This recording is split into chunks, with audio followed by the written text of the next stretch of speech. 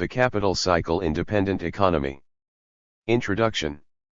In studies of political economy and economic history, one of the most difficult tasks for the Marxist researcher is to capture the movement of capital in their processuality in the context of historical concrete situations, which requires transit at different levels of abstraction, from the highest, from the categories of capital, to those that result from syntheses of multiple determinations of social experience in time. How to study the tendency laws of the capitalist system and forms of production, accumulation, circulation, and appropriation of value, that is, the reproductive process of capital in historical concrete situations. In addition to the perspective of totality, a vast set of mediations must attend so that the analysis maintains the necessary rigor. The book that the reader now has in hand introduces in Brazil a theoretical proposal capable of dealing with these interrogations, the approach to the pattern of capital reproduction. Originally formulated by Rui Moro Marini, in the scope of the Marxist theory of dependence, the perspective of capital reproduction pattern has gained definitive features through Jaime Ossorio's work. The proposal is a watershed for those interested in the critical reading of Latin American capitalism, from a perspective that sustains the need for orthodoxy in method and rejects both eclecticism and dogmatism to nourish Marxism in its condition of transformative science. Systemic approaches such as the French regularist school, the political economy of the world systems, and the Brazilian economic science school that has as its reference the works of Maria de Conceição Tavares are some of the examples known among the attempts to address the movement of capital in time and space considering the different agenda of the capitalist economy. All merit efforts. But until then was a theoretical proposal that, having the value theory of Marx as its organic core, presented a research program that encompassed the capital cycles and its reproductive process in time, in historical concrete contexts, without concessions to other theoretical strands that do not incorporate the perspective of class struggle such as centrality or that mix Marxian categories with matrix ideas with ideas of matrix Keynesiana or Weberian. The approach of the pattern exceeds these theoretical limits by combining contributions on capital cycles and the reproduction schemes of Volume 2 of Marx's Magna work, binding the process of valuing capital and its incarnation in specific use values means of production, consumer means of consumer with the problems of the economy and the real life of people submitted to capitalism as a hierarchically differentiated system.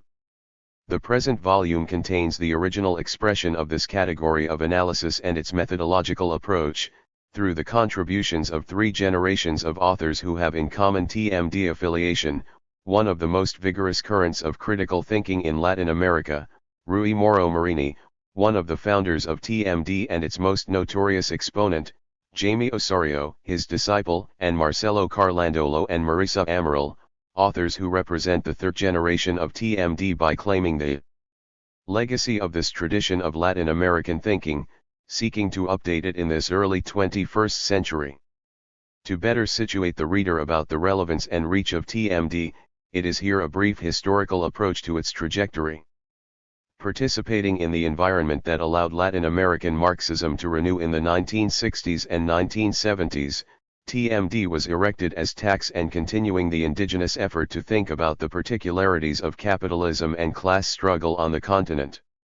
Just as Maria Tegui had integrated race and class in the debate on agrarian and indigenous issues, with his proposition of Indo-American socialism, and Guevara, in the influx of the Cuban Revolution, had placed in the order of the day the theme of the revolution on the continental level, a group of intellectuals linked to revolutionary left organizations paved the way to unveil the laws of dependent capitalism. Latin American, as a sui generis modality of the world economy, and think of a theory that accounts for explaining it. Its theoretical legacy implied the overcoming of the interpretative limits proper to the developmentalism of Cepheline inspiration and the monopoly of Marxism by the Third International. In 1971, a Brazilian revolutionary militant, Rui Moro Marini, then 39, arrived in Chile to add to the other intellectuals attracted by the experience of the government of Unidad Popular, Salvador Allende. Raised, persecuted, and tortured by the terror of state established in Brazil with the 1964 coup, Marini would meet in Chile, after his first exile in Mexico, his former companions of the political organization Theotonio dos Santos and Vânia Bambura, as well as the internationalist intellectual born in Berlin André Günther Frank, with whom he had taught at the University of Brasilia. In the new Chilean Porto Seguro, until the 1973 counter-revolution, would emerge a center for critical thinking elaboration, the Center for Socio-Economic Studies, which began to receive important names of world left intellectuality. Directed by Theotonio, CISO would be the scene of one of the most significant chapters of the trajectory of Latin American Marxism. In this space, an research group on dependent capitalism worked, where all the main names that boosted TMD at its beginning were gathered. In the brief period of 5 years, the works that conferred meaning to TMD as a new stream of Marxist thinking, El Nuevo Carácter de la Dependencia, Theotonio dos Santos, Imperialism, Dependence and International Economic Relations, Orlando Caputo and Roberto Pizarro, The Latin American Dependent Capitalism, from Vânia Bambura and Dialectic Rui Moro Marini. Following the criticism of Günther Frank about the characterization of the Latin American economy as feudal or semi-feudal waiting for allegedly anti-imperialist internal bourgeoisie's criticism inaugurated by the development of underdevelopment, which came to public in a selection of monthly review in Castilian, the founders of TMD took a primordial task in order to root a Marxism renewed on the continent. If Lenin, Hilferding, Bukharin and Rosa Luxemburg, starting from Marx's theory of accumulation, sought to explain the new stage of capitalist development in the early 20th century thinking the theory of imperialism, a new challenge was put to the generation gathered in the S. In the phase of the integration of production systems under the aegis of capital export, it was a requirement to think how capital submitted and subordinated dependent social formations, the case of Latin American countries, and how imperialism was rooted in the region, investigating the peculiar way in which capital has reproduced in Latin American economies, since its binding to the world market. In short, dependent capitalism was not superable traditional society through national developmental policies, nor the delay that would be overcome by the democratic bourgeois revolution, but the other face of the same capitalist world economy and its imperialist system, with its internal operation mechanisms that needed to be unveiled, understand, and overcome. In a rapid summary, the intellectuals of CESO, with the works mentioned, stated TMD as a new Marxist current, a. defining the dependence category and its historical forms or phenomenal spheres, such as commercial, financial, and technological dependence, b. unveiling the laws of dependent capitalism, especially the overexploitation of the labor force, the transfer of value and the split between the phases of the capital cycle, c. establishing the nexuses between dependence and Marxist theory of imperialism and discussing methodologies for the study of value transfer in the world market, d. thinking the differentiations between the economic and social formations of Latin American dependent capitalism. At the end of the dialectic of dependence, which can be considered the theoretical manifesto of TMD, Marini stated that the fundamental task of Marxist theory of dependence is to determine the specific legality by which the dependent economy is governed. This assumes, from the outset, to put its study in the broader context of the system development laws as a whole and define the intermediate degrees by which these laws are specified. This is how the simultaneity of dependence and development can be understood. In a more general sense, it can be said that the first task was the one that most occupied the attention of the generation of authors who founded TMD.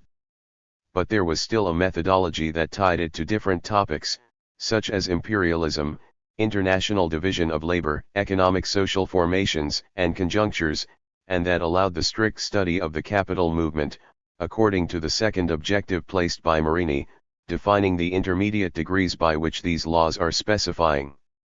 From the founding works of TMD, the Latin American Dependence of Vânia Bambura's Latin American Dependent, was the one that most entered this area, the author's conscious objective. Bambura's book is a much interpretative rehearsal that lasts to this day. The next necessary step would be to think the theoretical mediations to capture the movement of capital in the different social formations analyzed by Bambura and in the terms of the dependent economy's own laws and their respective forms, as analyzed by Marini and Theotonio. How to transit between the laws governing dependent capitalism and the unique characteristics of countries or social formations, considering them in certain conjunct and in different stages of the world economy and imperialist relations. This was the theoretical space supplied by the notion of the pattern of capital reproduction, outlined by Marini in its most general lines in the 1970s and 1980s, but it would take a little more time to mature as a continuing link in the construction of TMD, until it is deepened and explicit with greater accuracy by Jaime Osorio, as the result of almost 3 decades of investigation by Chilean-Mexican Marxist intermediaries and more concrete. Osorio's contact with Marini dates back to the time when the former was a young student leader at the Universidad de Chile Faculty of Sociology and the second, one of the newly arrived Brazilian Marxists, who had started to teach at the Universidad de Concepción. Our student center was in the process of reformulating the sociology curriculum and we contacted Rui to help us in that task. We knew personally, but we had their references through Conception companions. They were times unusual. The rise of masses lived by the Chileans would soon signal a pre-revolutionary situation. Like every conjuncture in which the extraordinary becomes everyday, those years of radicalized struggle were a conducive environment for gestation of TMD ideas. New postures regarding knowledge were felt in academic and institutional spaces. In the research, the aforementioned CESO, in teaching, the awareness that the study of class struggle required a profound knowledge of economic reality, leading to the break with the academic compartmentalization of knowledge. As the discussion of dependent capitalism and underdevelopment was increasingly important, we, student leaders of sociology, took the course colleagues to the School of Economics and there for months, we had joint classes with economics students. It was at this school where the CESO researchers and TMD founders were taught. It was during this process that I became a research assistant in the area on Rui-coordinated dependent capitalism in CESO. This was the first contact between the dependence dialectic author and one of his main disciples. An intellectual partnership was born that in spaces of theoretical elaboration and militant criticism in Chile and Mexico would result in the theoretical proposal of the pattern of reproduction of capital and its determination for the apprehension of totality as imperative for social transformation. Following the brutal interruption of CESO's experience by Pinochet's coup in 1973, Marini, Dos Santos, Bambura and, along with them, Osorio and other Marxist intellectuals such as Tomasz Vasconi continued the task of elaborating TMD in his exile in Mexico. There was a whole new group of authors linked to TMD, having in Osorio one of the most prominent representatives of this second generation. In 1975, as a result of research in his postgraduate studies, Osorio published Superexplotación y Clase Obrera, El Mexican, in the magazine Cuadernos Políticos. This was one of the pioneering studies to employ the category of overexploitation, developed in the theoretical plane by Marini, in examining a historical contest situation.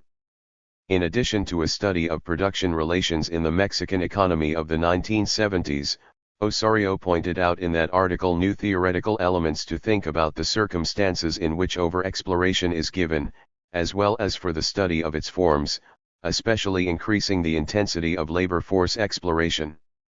From 1977 to 1982, Osorio's collaboration with Marini continued at the Center for Información, Documentation y Análisis del Movimiento Obrero Latinoamericano, founded by Marini.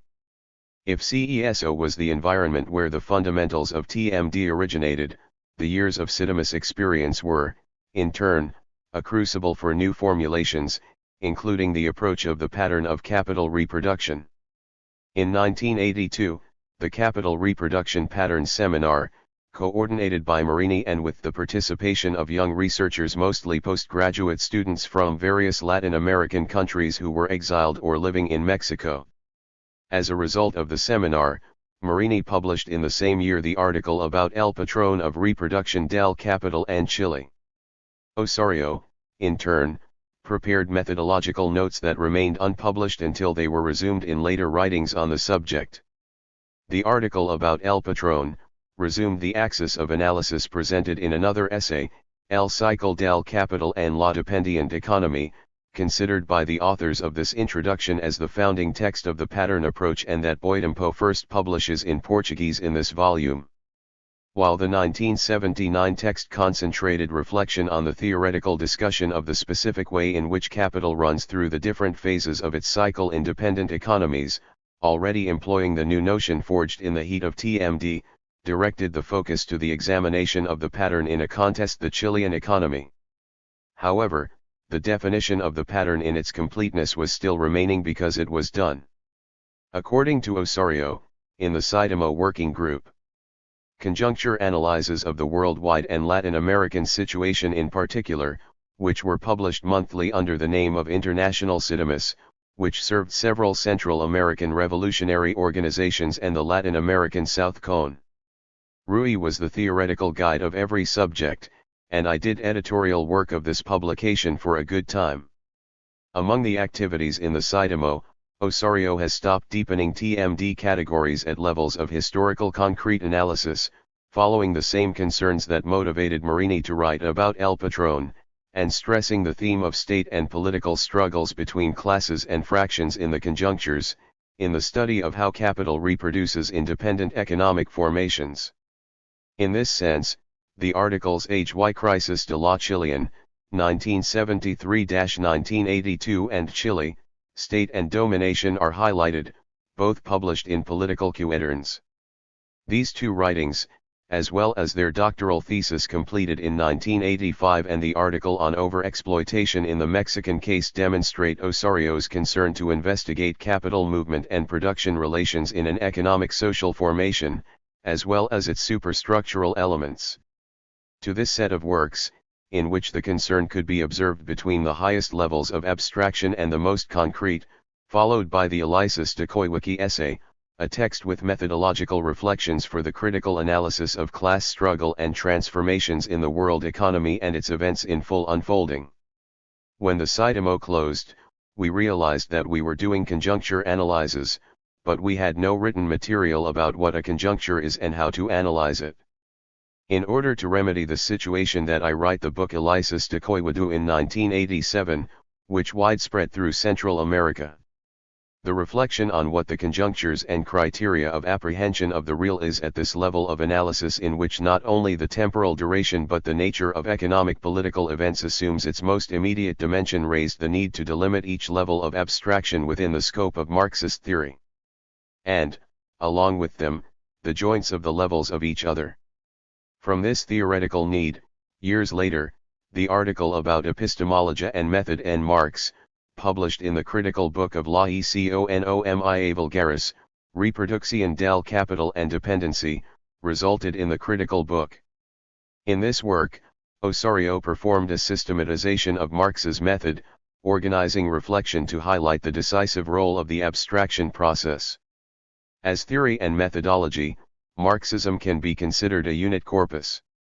This does not mean, however, that within its unity there are no differentiating theoretical and methodological elements, with the levels of abstraction being a fundamental factor in this sense. The notion of capital reproduction pattern was first spelled out as a specific level of abstraction from Marxist theory. In Marxism, we can distinguish the following: mode of production, capitalist production, world system, capital reproduction pattern, social formation, and conjuncture. The pattern of reproduction, when defined as the condensation of a set of regularities of capital movement in historical time and in defined geoterritories spaces, in the context of world economy and political system, and as a level of intermediate abstraction between social formations and the world system, has been made something of paramount importance to understand the structuring of world capitalism. This was the theoretical discovery of Jaime Osorio, following the analytical path inaugurated by Marini, and which allowed to explain all its categorical nexuses and propose for the first time, rigorously and accurately, an entire research program substantiated in, now, analysis category of the capital reproduction pattern. Just as Marini had brought ahead of Gunder Frank's axiom of the development of underdevelopment, to the dialectic of dependence to unveil the proper laws of dependent capitalism, dedicated his reflection to understanding and explaining what would form a new link in the construction of TMD. With the reconstitution of the path of the standard category in Marini and Osorio, we hope to have helped the reader in the purpose of this book, and at the same time, contextualizing the dimension and importance for the Latin American critical thinking of Osorio's work, still unknown among the Brazilian public, but already a reference among the Marxists of Latin American countries such as Mexico, Argentina, and Chile. This is the purpose of the book we present to the reader. Marini's Chapter 1, The Capital Cycle in the Dependent Economy, published in Mexico in 1979, explores Marx's formulations on the dialectic between production and circulation, of volumes 2 and 3 of The Capital. Marini discusses the problem of split between the phases of the capital cycle, demonstrating how dependence on technological and financial spheres, as well as the persistence of overexploitation of the labor force, make the subordination of countries dependent on the international labor division, including after the transition from primary exporting economies to economies with mass consumer markets in Latin American countries of relative development. Marini takes up the main ideas of dependence dialectic to deepen the discussion of their own laws to this modality of capitalism, especially in the split between the phases of the capital cycle, articulate the form/spheres of dependence with the functioning laws of the dependent economy, to affirm the need to investigate the capital cycles encompassing all phases taken by it, that is, its reproductive process, and not just capital accumulation, which does not even covers the entire process of value production, a common mistake that can be found in different authors, who think of the movement of capital only through accumulation, disregarding the other fundamental moments of their cycle. In Chapter 2, The Unprecedented Pattern of Capital Reproduction, a theoretical proposal, Osorio follows Marini's thinking and deepens his reflections from the last 20 years about levels of abstraction and capital reproduction pattern, proposing a true research program around this category. The author establishes the set of categorical mediations that allow us to transit between different levels of abstraction, providing a method for the study of forms of production, accumulation, circulation, and distribution/appropriation of value, in historical concrete formations, through the different phases of Latin American history. Thus, the approach of the pattern enables historicizing the reproduction of capital in concrete social formations. The reproduction of capital assumes different forms at different historical moments, and should be readjusted to the changes produced in the world system and the international division of labor, reorganizing production on new axes of accumulation and/or new use values. This allows historicizing the reproduction of capital and differentiating the standards that are established. Historicizing the reproduction of capital implies understanding the conditions that make the rise and height of a standard possible, as well as its decline and crisis, while considering the moments of transition, in which one ancient pattern does not finish disappearing or constituting the subordinate standard and another new does not finish maturing or converting to dominant pattern. Like all Marxian categories, the pattern of capital reproduction does not correspond only to a mental construction, but there is materially in reality. Thus, if it emanates from reading the reproduction schemes and the study of capital cycles in Marx, on the other hand is the particular trajectory of the development of Latin American capitalism to find its specificity in historical patterns, export agremineiro pattern, industrial standard and its subphases, and new standard exporter of productive specialization. With this, the standard category restores the bond between value and use value, recomposing a fundamental unit of Marxist analysis. In Chapter 3, Marcelo Dias Carbonello and Marissa Silva Amaral discuss how the two grounds that constitute their own laws are imbricated, the overexploitation of the workforce and the transfer of value. Both fundamentals are at a higher level of abstraction, that of the capitalist mode of production, in its sui generis modality of dependent capitalism. The reflection of Carbonell and Amaral leads to the observation that the degree of dependence is directly linked to the level reached by the two factors considered, and may vary in certain conjunctures, but always conforming the essence of dependent capitalism. In this sense, the chapter of Carbonello and Amaral, in addition to offering arguments on the imbrication between overexploitation and value transfer, demonstrates that certain issues can only be posed from certain levels of abstraction, while then need to transit to other levels, in order to total an understanding of social reality. The discussion, in the field of competition theory, of how productivity differentials allow the economies and companies of central capitalism to appropriate extraordinary added value/extraordinary profits, meaning at the same time value transfers to the detriment of the dependent economy, it is valuable to all who want to go deep into the sectors and branches of production and even in the study of individual capital. Chapter 4 of this book, in turn, brings an Osorio study on the emergence and consolidation of the new exporting standard of productive specialization in countries such as Brazil, Argentina, Chile, Mexico, and Colombia, from the 1990s to the present day, in the particular conjuncture of capital globalization, understood as the historical subface of the imperialism in which neoliberal capitalism was implemented. The author highlights the weight of exporting patterns in Latin American economic history as a striking feature of economies that are focused on meeting other economies, to the detriment of the needs of the local working population. When the debate on the tendency to reprimand or deindustrialization acquires increasing importance in Brazil and Latin America, Osorio's text offers high analytical rigor for this discussion, demonstrating how the reduction of salary participation in GDP, the imposition of new forms of overexploitation of work and the weight of raw materials in the regional productive structure, among other elements, implied the passage of the diverse industrial pattern to the new exporting pattern to the exporting standard productive specialization, reinforcing divorce between the productive structure and the needs of the broad masses and, therefore, the split between the phases of the capital cycle, causing the expanded reproduction of dependence.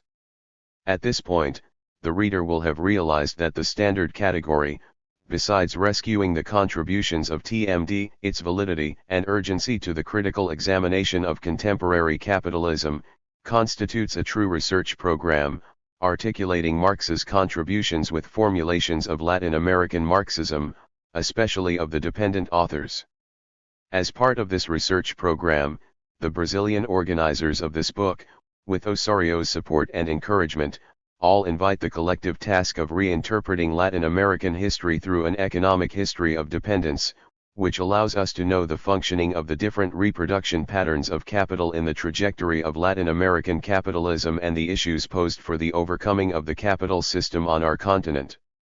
With this book, Brazilian Marxists and readers interested in Latin America will have a theoretical framework for the concrete study of countries and economies from the assumptions of TMD, in which imperialism is not seen as an external reality, but as something that fits roots in dependent social formations, replacing disjunctive dependence and revolution, to think of Latin America with the rigor of Marx, the rigor sought by the authors, the rigor sought by authors.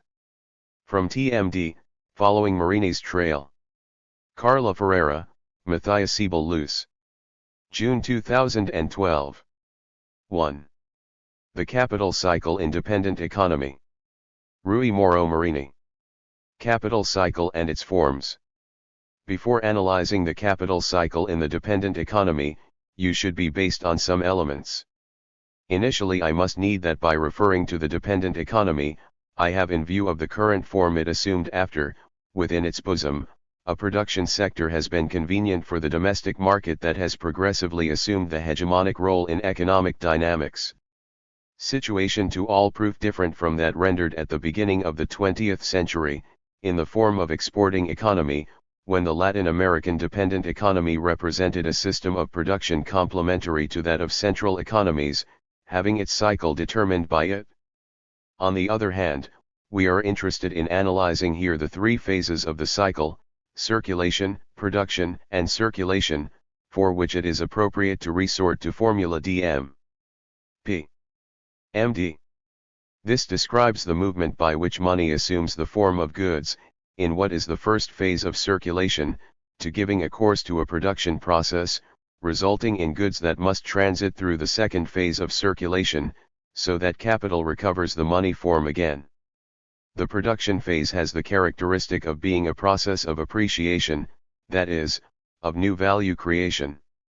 The workforce, acting on the means of production, not only transfers the amount contained in these to the goods it elaborates, but also creates a new value that, on the one hand, reposes the equivalent value that was paid in the form of variable capital and, on the other, launches an excess value, and remaining capital, which corresponds to the added value.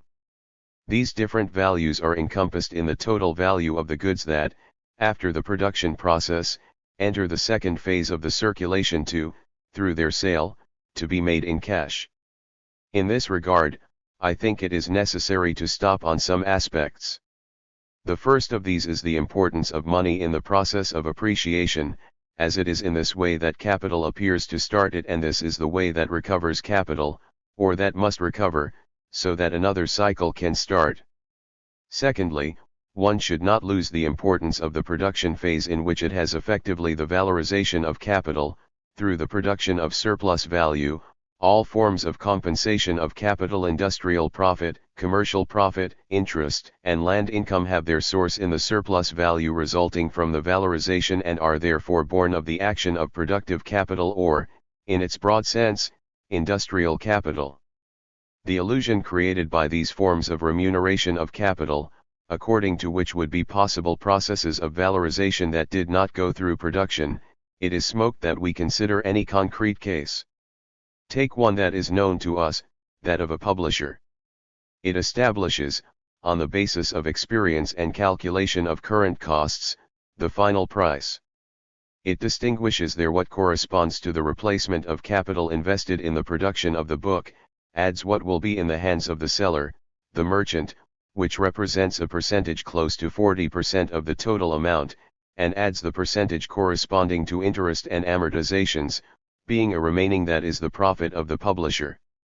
As a result, the value of the book goods must be able to replace the constant capital and variable, remunerate the industrial capital responsible for its production, the commercial capital and the financial capital that have invested in some way in the circulation.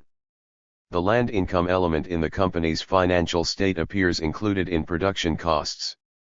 The production process, as it allows us to understand the process of creating the surplus value, accounts for the process of exploitation of labor by capital.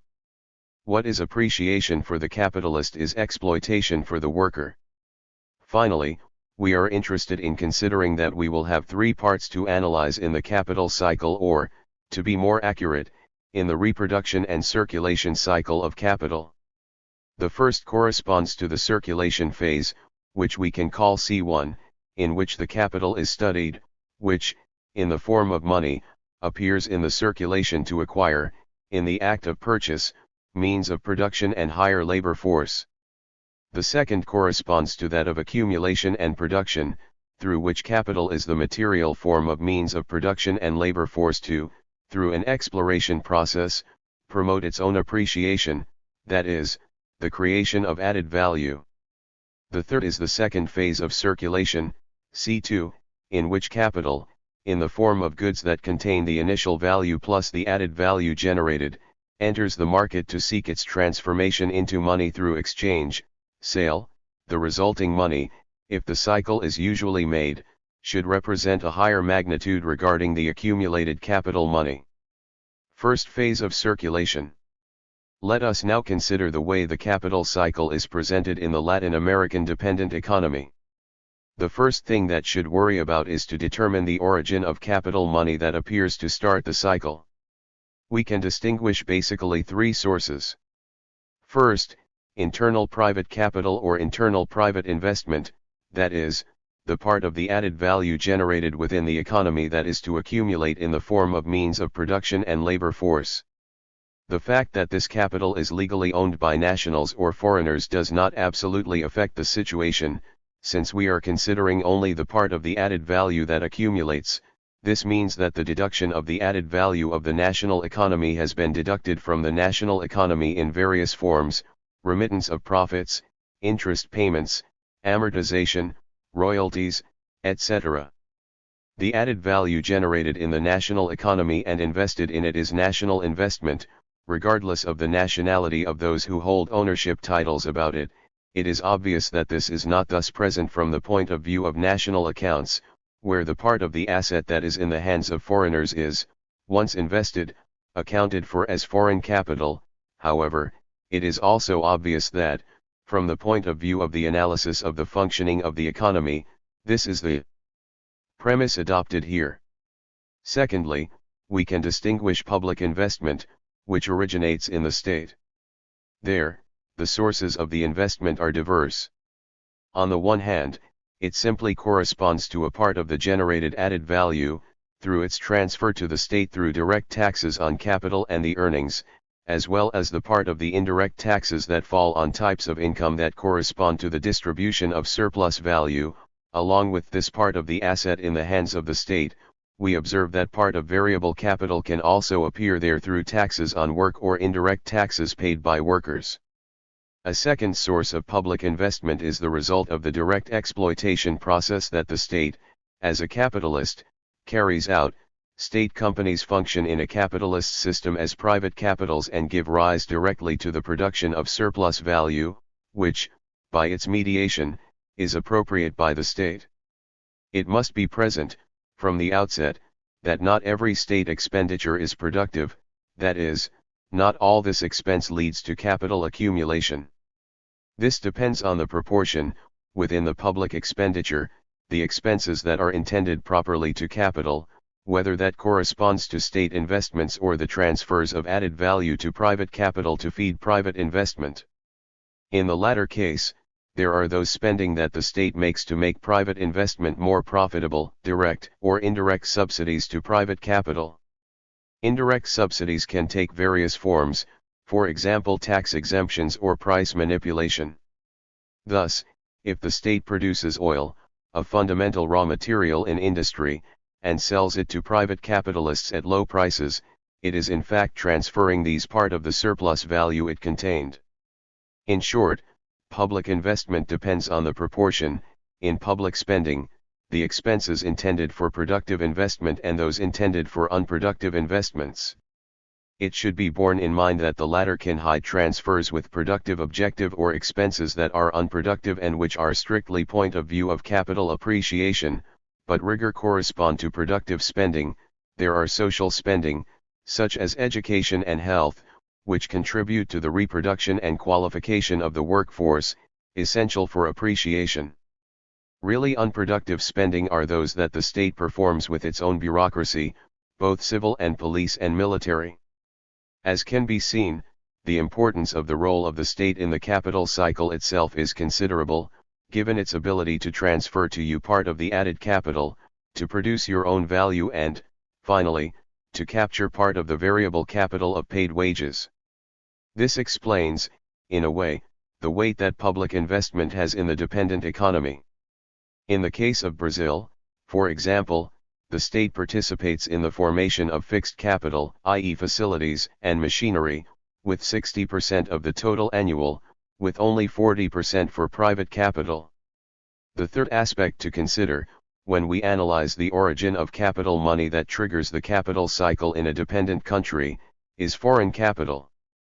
This can be basically in two forms, as directly or shared direct investment. The foreign capitalist directly invests in the dependent economy, holding the total or partial ownership of the productive capital to which the investment has given way and appropriately the total or partial added value generated therein, and as an indirect investment, when foreign capital is available to internal capitalists, in the form of loans and financing, contracted directly with the receiving capitalists or the state, which redistributes them to them or integrates them with their own investment.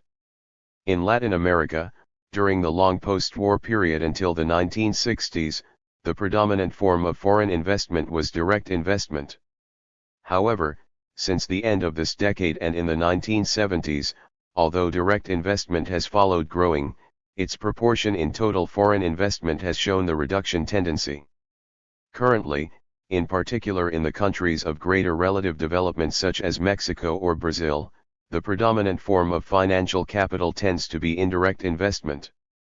In this case, it changes the type of remuneration that is obtained, the difference in profit or dividend.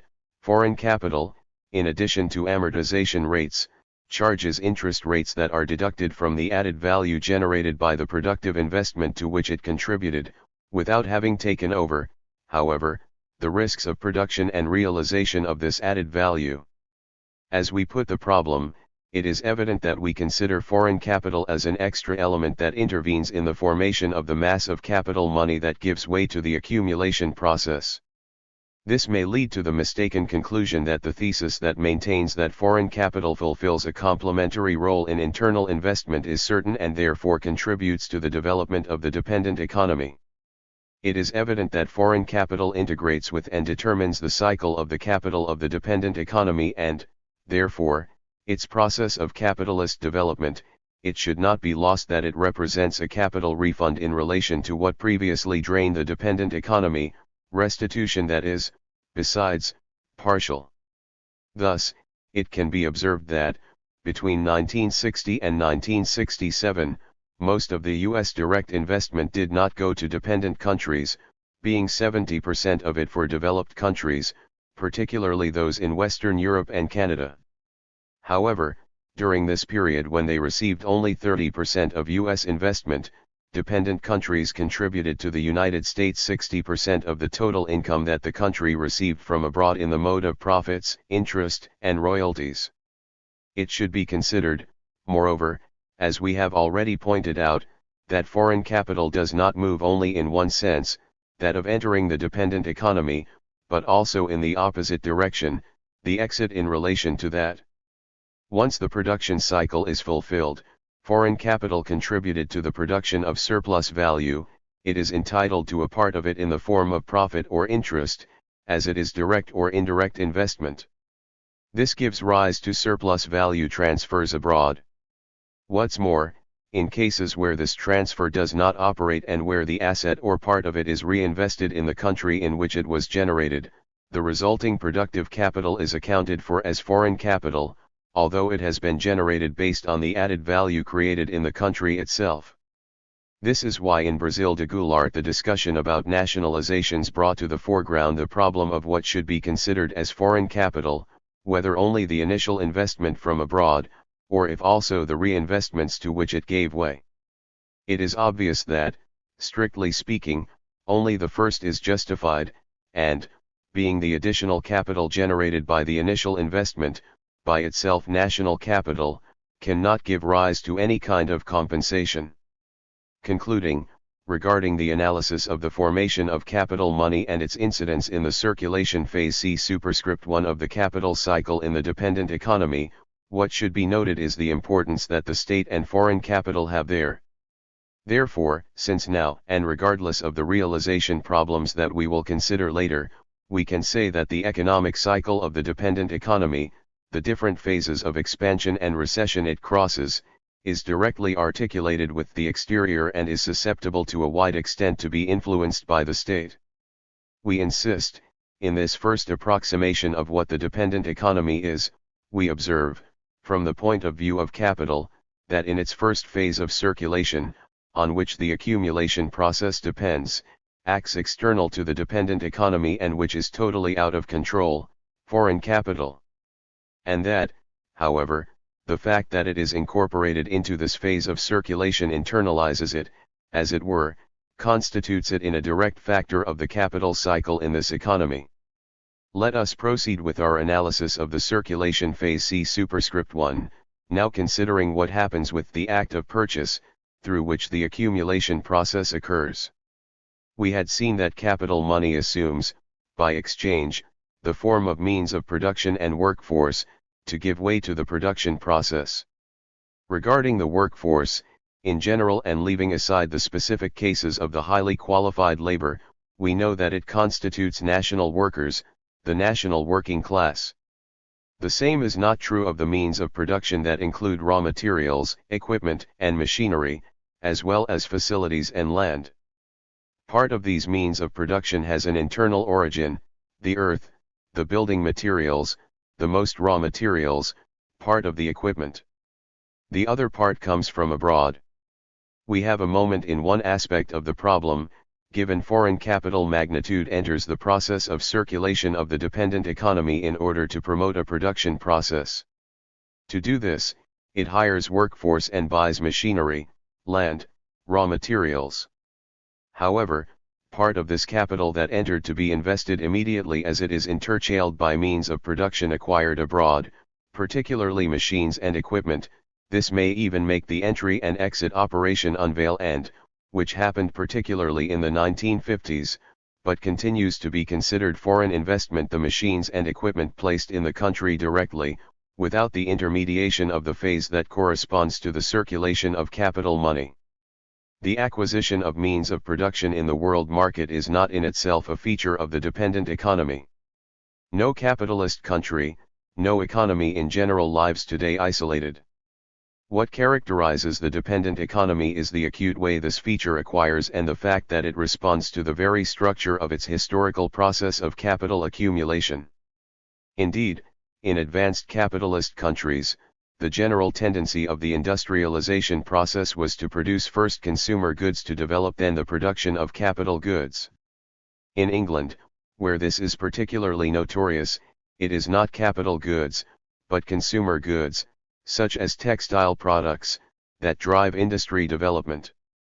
However, the expansion of the consumer goods industry requires the development of the production of capital goods for it, giving way to an industrialization that we can call organic. The situation in dependent countries is distinct.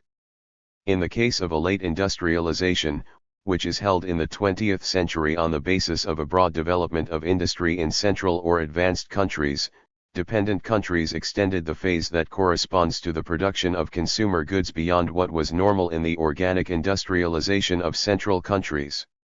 They were able to do so because it has an external supply of means of production, particular equipment and machinery, which allowed them not only to advance without its own basis in the production of usual, ordinary consumer goods, but also unfold it in the production of consumer goods, not counting a dynamic sector of capital goods.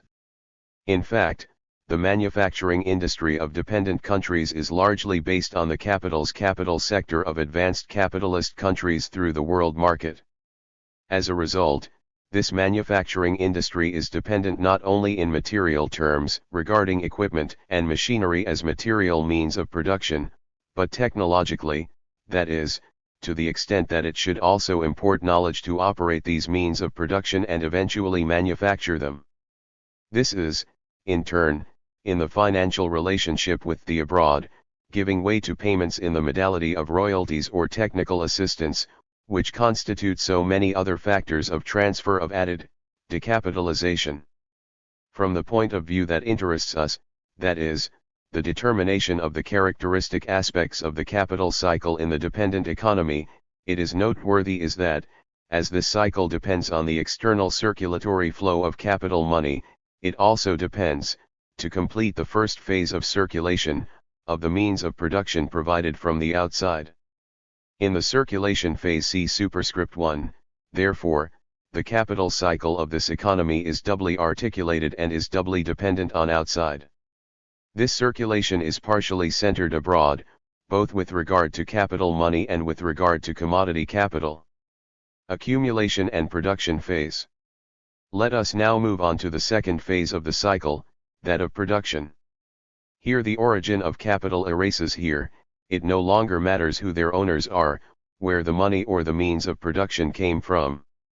We are simply with material elements, consisting of raw materials, equipment, and machinery, the facilities on which the workforce exerts its capacity to create new use values and new values. We are therefore in the face of a process of appreciation that must provide an asset. However, the production phase is not independent in relation to the first phase of circulation. The way it is realized conditions the production process, imprinting on it its own characteristics. Let us note that, given the technological gap between advanced countries and dependents, the means of production that comes from those implies the use of a more sophisticated technology than in the dependent country or even a technology that does not exist in this. Due to its connection to the outside or by the narrower linking that occurs in the circulation phase between foreign capital in the form of money and in good goods, it is tendency to be foreign companies that operate in the dependent economy or those corresponding to internal and foreign capital associations that have more direct access to implicit technology in these means of production.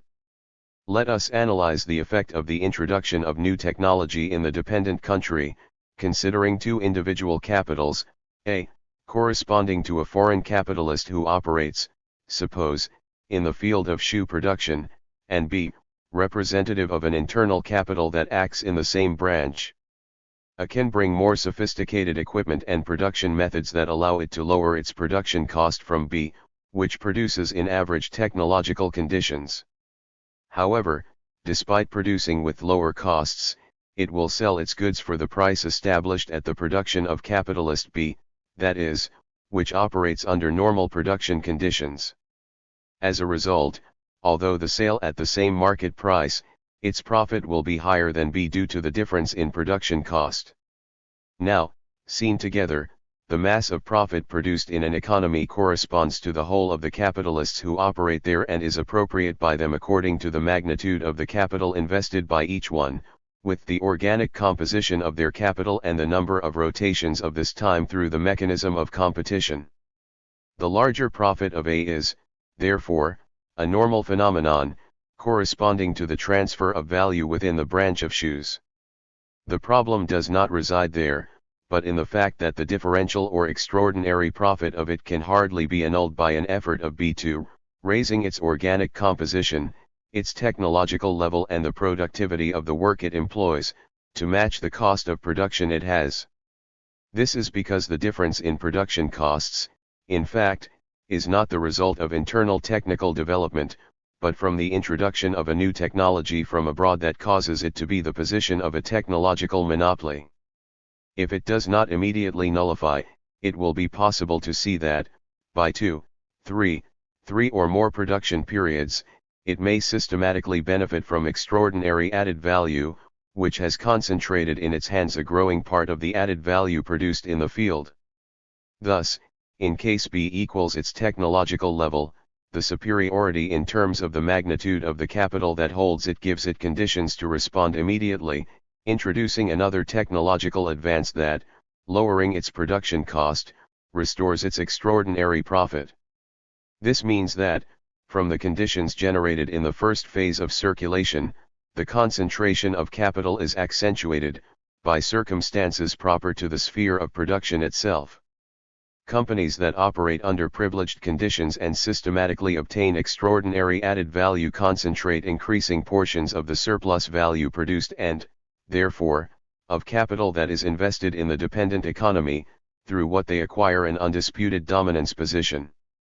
The situation would only get worse if they operated differently, that is, instead of establishing market prices according to the average level of production costs, they would cause it to the level of its own lower production cost. In this case, companies that operate with mid-level would suffer losses and may reach the situation of selling lower than their costs.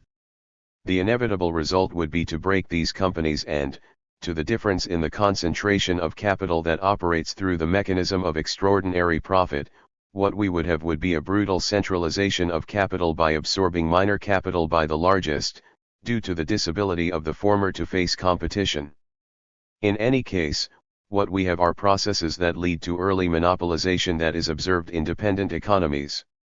We have already said, and empirical evidence proves it, that in a normal situation the first relationship prevails, through which capital is concentrated through the mechanism of extraordinary profit. We advance a step further in the analysis, asking ourselves how to react the medium and small companies that operate under average production conditions or below them and should therefore transfer part of their added value to monopolistic companies. This reaction consists of, given the growing bleeding of its added value, and given the impossibility of holding it by increasing labor productivity, such medium and small companies try to recompose their profit rate by raising the surplus rate, obtained at the expense of without significant variation in productivity extract more unpaid work from their workers. This is only possible if increases the intensity of work, the workday is extended and or simply if the worker's salary is necessarily lowered, without this salary reduction corresponding to a real cheap of the workforce. In all these cases, the workforce is paid below its value and therefore a worker overexploitation. Being a resource that the capital with the lowest power of competition trigger, overexploitation ends, in the end, favoring monopolistic capitalist capitals, since there is also a workforce for which remuneration level obeys, in general, at the average level set in companies that work under medium conditions. Therefore, it is also reduced in terms related to the mass of salaries paid by monopolistic companies, slaughtering its production cost. Moreover, as overexploitation implies that production costs, all raw materials and other industrial inputs see their depressed market prices, which also benefits large companies. Thus a vicious circle is established in which the price structure always tends to be depressed, because it is artificially depressing the price of work, the salary. This will have consequences, as we will see, for the conditions in which the second phase of circulation is performed. To these two extreme elements that we find in analyzing the production process, extraordinary profits and wages below the value of the workforce, we can add two more characteristics that conform the production phase in the dependent economy capital cycle. The first refers directly to overexploitation. In effect, so that it can operate, it is indispensable that the working class is in difficult conditions to claim remuneration that compensates for the wear and tear of its workforce. These difficult conditions can result, and often result from extra economic factors derived from state action, which we will not deal with here. We will worry only about the fundamental mechanism by which capital weakens the capacity of workers to carry out their claims, the creation of an industrial reserve army, this mass of left overwhelming workers, which constantly press the labor market and threaten the situation of the working class employee. In the dependent economy, this industrial reserve army tends to grow from the moment they are introduced new production techniques, designed for economies in which labor is relatively scarce and that obey, moreover, to the natural search for greater productivity and, therefore, more production per man/hour. We have also seen that this introduction of technology corresponds to the speeding of overexploitation forms that also imply more production of workers already in functions. As a result, the capacity of capital to employ more labor is reduced, causing the active reserve industrial army to grow at a slow pace, which results, as counterpart, in rapid expansion of the reserve army. This may exist in the open form of unemployment, or disguised, of sub-unemployment, but in any case, it is a reserve army that mingle the claiming capacity of the working class and provides the overexploitation of workers. The last feature we want to point out about the production phase in the dependent economy is that its subordination abroad, which we observed by analyzing circulation in its first phase, leads to the productive sectors and the techniques they employ often, although due to their internal dynamics. Take an example, if in a particular country customs barriers to car entry are very high, it makes their price more expensive and prevents their consumption from expanding. Foreign capital surrounds this obstacle, producing within the economy in question and even benefiting from the protectionist quotas imposed on cars, performing an overpricing and extraordinary profit. Thus it develops a new productive sector in the dependent economy, simultaneously introducing the technology that corresponds to it. Both innovations did not arise organically from the unfolding of the existing productive apparatus, but suddenly imposed themselves on the dependent economy. It is true that this assumes that it offers conditions for the production and realization of these products, but it is no less certain that we are facing an investment decision that is totally alien to it, if we consider the logic of its internal development. Taking the automotive industry as an example is not accidental. Because of the fact that the level of capitalist development is much higher in central countries, they will export to the dependent economy the production of articles that are current in them, but which are in the summer, that is, they do not respond to the needs of the consumer masses and even less those of the workers. As a result, the production structure progressively separates from the actual capacity of the actual consumption needs of the working masses. We will already have the opportunity to see how this reverberates in the second phase of circulation. Second phase of circulation. In considering this phase, see superscript 2, we must also come from the realization that, as in the production process, the origin of the goods that flow to the market in search of money, its realization, is erased. These goods were produced within the dependent economy, regardless of being manufactured by internal or foreign capital, they all took the made-in or manufactured brand. The origin of capital will only reappear by the end of this phase, when, converted in cash, it is appropriate by Company A or by Company B. While circulating in the form of commodity, capital presents three fundamental categories. The first is the necessary consumer goods, which we can also call the health goods. Although they are consumed by workers and bourgeois, there is internally a difference between what different social classes consume, but this does not change their conceptual definition. Consumer goods are necessary for those who enter the composition of workers' consumption and therefore determine the value of their labor force. No matter that they are really needed, it is enough to be ordinarily consumed by the workers to define themselves as such. From this point of view, there is no difference between beans, shoes, and transistorized radios always and when workers consume beans, shoes and transistorized radios. Secondly are consumer goods summer. These can actually be necessary consumer goods, but do not constitute a significant item from the point of view of the analysis. It may be clearly supplies, so that they are not included in the ordinary consumption of workers, cars, for example. The third category of goods is the capital goods, that is, the raw materials, the intermediate goods and the machines that serve to produce both consumer goods and capital goods. These interchangeable among the capitalists without passing through the final goods market for individual consumption. Ultimately, all industrial production is referred to this, since it represents the ultimate destination of production, although much of it, and even a majority part, is consumed in the course of the production process itself and never appears in the consumer goods market. This relativized character of the production of capital goods, regardless of representing most of production and being the basis for the production of consumer goods, is accentuated in the dependent economy, because we have already pointed out that it extends its production of consumer goods due to the external supply of capital goods to which it can resort.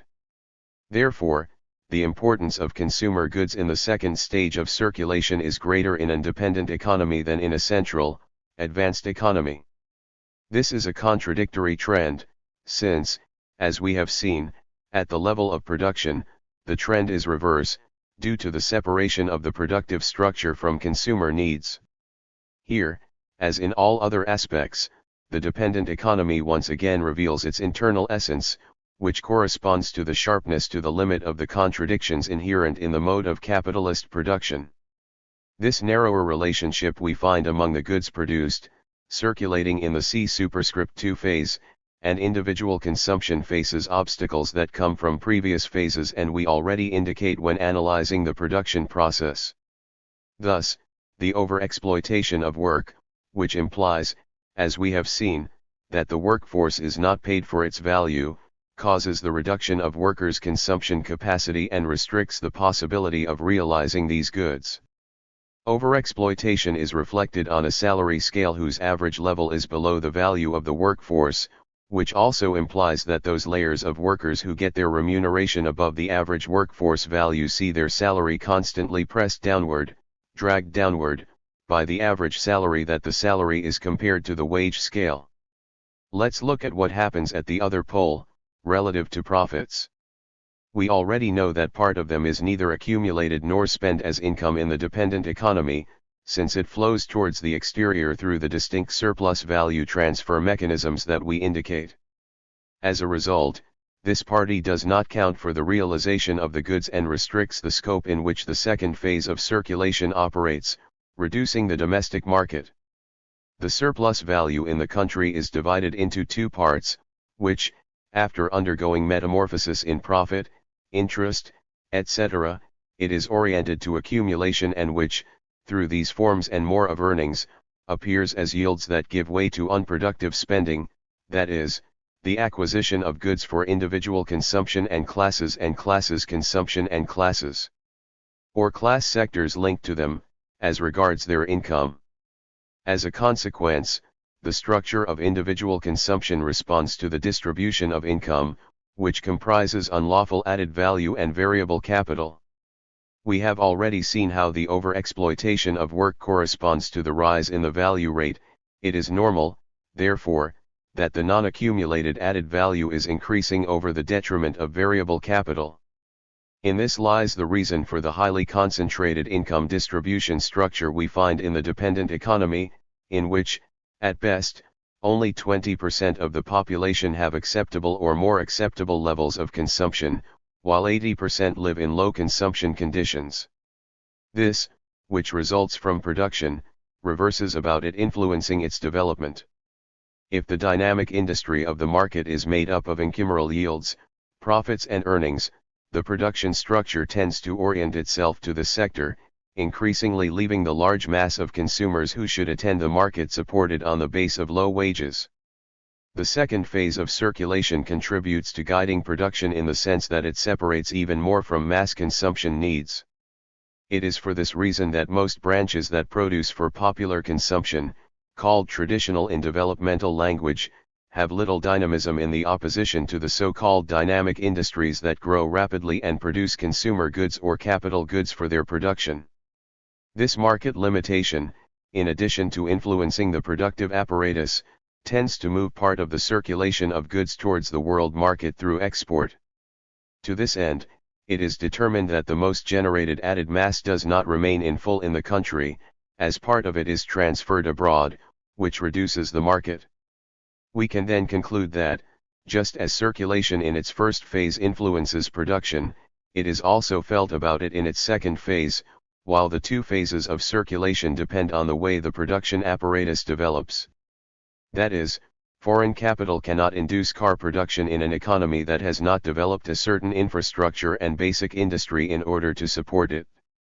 The fact can be, however, if these conditions exist, since, once the production of cars begins, this not only modifies the content of the second phase of circulation but implies that, by creating a market that was until then, the development of automotive production is stimulated and the tendency of the capitals that enter the first phase of circulation invest in this branch is marked. It is, therefore, the set of phases considered that allows us to understand the capital cycle with the particular characteristics it assumes in the dependent economy. In short, we could say that the capital cycle in the dependent economy is characterized by a set of particularities. Among them, the role that throws foreign capital in the first phase of circulation, both in the form of money and the commodity, as well as the fact that production determines transfers of added value, fixes extraordinary added value and develops on the basis of overexploitation of work. These facts lead to the concentration of capital and early monopolization, while divorcing the production structure of mass consumption needs. Distortion in the distribution of income that originates from this boosts, in the second phase of circulation, the market sector capable of sustaining the development of the sumptuous production branches, forcing the worsening of this distortion as such branches increase their production and demand more market. The limits with which this second phase of circulation is shocked, both by the transfer of added value abroad and by the deformation of the internal income structure, push it outwards, leading it to seek parts of the goods in the world market, with which the circle of dependence on the capital cycle is close to abroad. 2. Capital reproduction pattern. A theoretical proposal. Jamie Osorio. Economic analysis, as well as the one in other fields of the social and humanities, suffers from an infertile process of fragmentation, justified by the idea of specialization. The epistemological assumption that justifies such specialization is the idea that, insofar as the ultimate parts of reality are achieved, therefore we can explain social life. With this, not only, social reality is assumed as conforming by things, but also the social relations that articulate and cross. The procedures of separating and dividing, inherent in the process of fragmentation, bring with them, at the same time, the loss of understanding of the unifying activity present in life in society, which gives meaning to multiple processes, which are thus presented in a dispersed, disconnected manner. In our time, Such a unifying activity is no other than the logic of capital, which as a tornado knocks down, absorbs, turns and raises all the relationships in its way, reorganizing them and leaving their mark in them. According to Marx, in all forms of society, it is a certain production and its corresponding relationships that establish the position and influence of other productions and their respective relationships. It is a universal lighting in which all other colors are immersed and that changes them in their particularity. In the midst of vogue dispersion, returning to wholeness, in order to account for the unifying activity, it seems like a first important epistemological requirement. It is within that unit that specialization acquires a new and fruitful sense. In the previously outlined logic, we propose in this work to give a theoretical foundation to the notion of capital reproduction pattern, as well as offering a possible path to its analysis. We assume that within the Marxist theory there is an undiscovered theoretical dimension that this notion allows you to face. The theoretical space of the notion of the pattern of reproduction of capital. To understand the heuristic role of the notion of capital reproduction pattern, it is initially necessary to underline that in Marxism there are different levels of analysis, some more abstract, others more concrete, with its own categories at each level, but interrelated in the theoretical corpus that constitutes them, which seek to account for specific reflection problems. It is based on this perspective that we speak of notions such as mode of production, capitalist mode of production, world system, economic social formation, and conjuncture. The greater degree of abstraction between these levels of analysis refers to their ability to grasp social relations and processes that underlie social reality, for which it is necessary to set aside certain aspects of the historical movement in order to understand its essence. Thus, the greatest abstraction is strongly historical, insofar as it points to the essence of those relationships and processes. At levels of less abstraction, such relationships and processes become more complex and come to present new historical characteristics, because their essence is expressed under new and various forms and particularities. Capital presents itself as many capitals, work, like many workers, the value is presented as prices, the surplus value, as profit. The greater the concreteness, more varied becomes reality and, due to dominant fetishization, with a high ability to hide the social relations that constitute it. Quickly observing the levels of analysis mentioned previously, it can be noted that the notion of mode of production highlights that the social relations established by men to solve the economic political production and reproduction of common life, under certain technical knowledge and developments, are the fundamental elements to be unveiled to explain the historical characteristics of life in society. It is a general, abstract formulation, by the economy of elements that define it, which is particularized and differentiated in various ways or ways of producing in historical action. In The Capital, Marx establishes the most ambitious formulation of the particularities of the capitalist mode of production. There it develops some of the essential elements of this mode of production, such as the generation of surplus value in the wage-labor relationship, as well as the unbridled productive development for extraordinary profit and not to succumb to competition, with consequences that provide the tendency to fall in the profit rate, which precipitates crises in capitalism. It is from the dawn of the development of capitalism that history is a universal history and that the most diverse corners of the planet integrate, with varying degrees, in a world system, giving passage to the capitalist world system. At this level are problems such as the world market, the international division of labor, imperialism, the dependence, the unequal exchange and the cyclic movements of capital, with its long waves and their ascension and descent phases.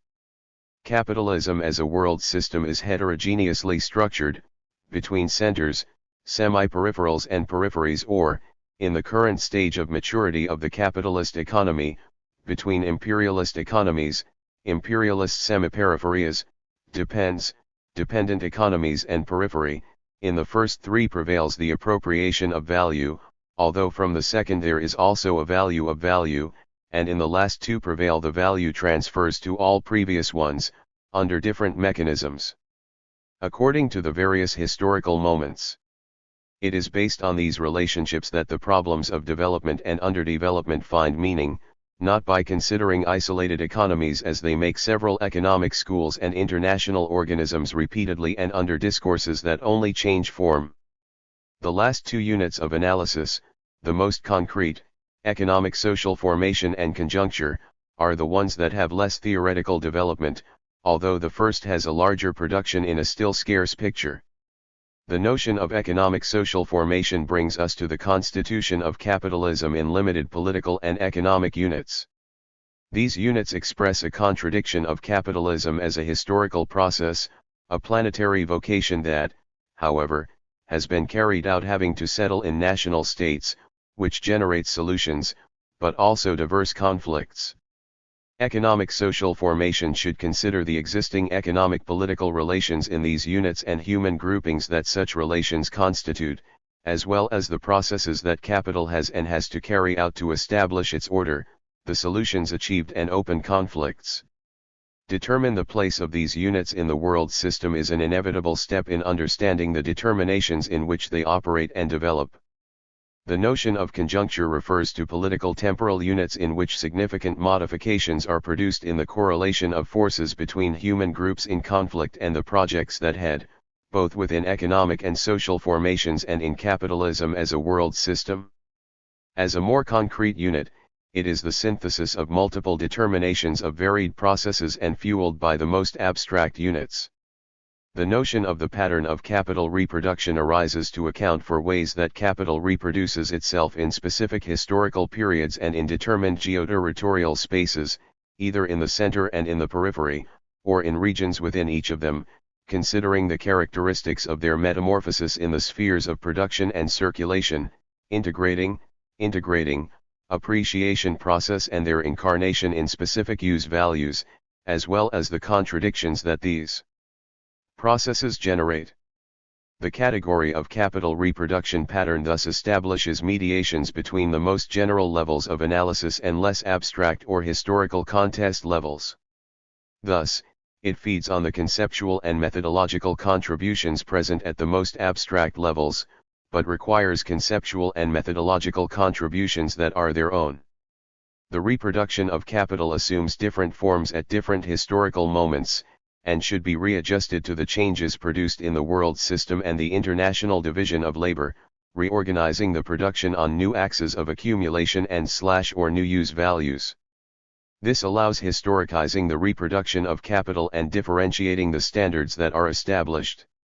Historicizing the reproduction of capital implies understanding the conditions that make the rise and height of a standard possible, as well as its decline and crisis, while considering the moments of transition, in which one ancient pattern does not finish disappearing or constituting itself into subordinate pattern and another new does not finish maturing or converting to dominant pattern.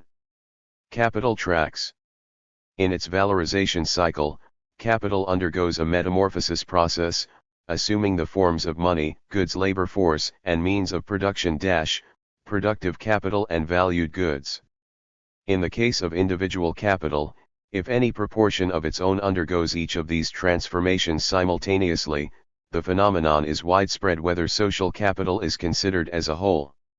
While certain amounts of the total capital are in the form of Dinean capital, others will be in the form of productive capital and others still in the capital.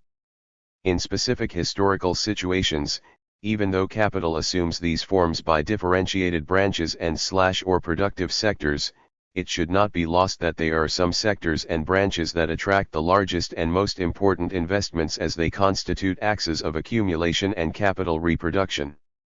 This means that, considering historical time, capital does not always privilege the same sectors or branches as engines of its appreciation process. The passage of capital in the different forms in its cycle is leaving marks in production and circulation. Such footprints become trails when there are several capitals that throw themselves into investment in certain branches and axis sectors and with different rhythms, but in certain times, they perform the cycle or metamorphosis process. Pursue these footsteps and the trails that are created gives us analysis clues in order to unravel how capital reproduces itself at certain historical moments. Definitely, capital is setting patterns of conduct in its reproduction in certain historical periods, either because it privileges certain branches or sectors for investment, either because it uses specific technologies and means of production, explores in different ways or reproduces, redefining, what has done in other times, produces certain values of use and intended for markets, internal or external, appropriate to their needs, all that, as a whole, different from their needs, how, at different times, performs these steps or reproduces. The integration of valorization with the material forms that it assumes when incarnating in certain values of use is one of the problems that the notion of capital reproduction pattern allows us to face, issues that, in general, and violating the meaning of Marx's analysis, tend to be examined in a disintegrated manner. The reproduction schemes and the cycles of capital. In Marx's theoretical trajectory, there are at least two sources in which elements can be sought to build the theoretical proposal of the capital's reproduction pattern and a path to its analysis. We refer to reproduction schemes and the study of capital cycles. Let us stop in them to see our relevance in the task we proposed. Reproduction schemes. When Marx analyzes reproduction schemes, he leaves the vision of individual capital to enter the analysis of social capital. There, point out that the global product and, therefore, the global production of society decomposes in two major departments. I means of production, goods that have a way in which they have to enter or at least can enter productive consumption. Two means of consumption, goods that have a way in which they enter the individual consumption of the capitalist class and the working class. This last sector, in turn, is divided into a subsector of means of consumption that enter the consumption of the working class, to which Marx calls necessary means of consumption, and another of luxury consumption, which only enter the consumption of the capitalist class. Reproduction schemes are built on a series of assumptions. A pure capitalist economy, the existence of only two social classes, capitalist and proletarian, a reproduction scale with the same duration and work intensity, the invariability of the organic composition of capital, the degree of exploitation, the basic distribution relationship, the exclusion of foreign trade. Such assumptions allow Marx to establish the balanced conditions of capitalist production. That is, in capitalist reproduction, and respecting the law of value, which values of use are necessary to maintain balance. Underlines Rostalski. To reproduce its capital to society, that is, the total capitalist, must not only have a values fund, but also have these values in a form of use in the form of machines, raw materials, and subsistence means and the proportions required by production techniques.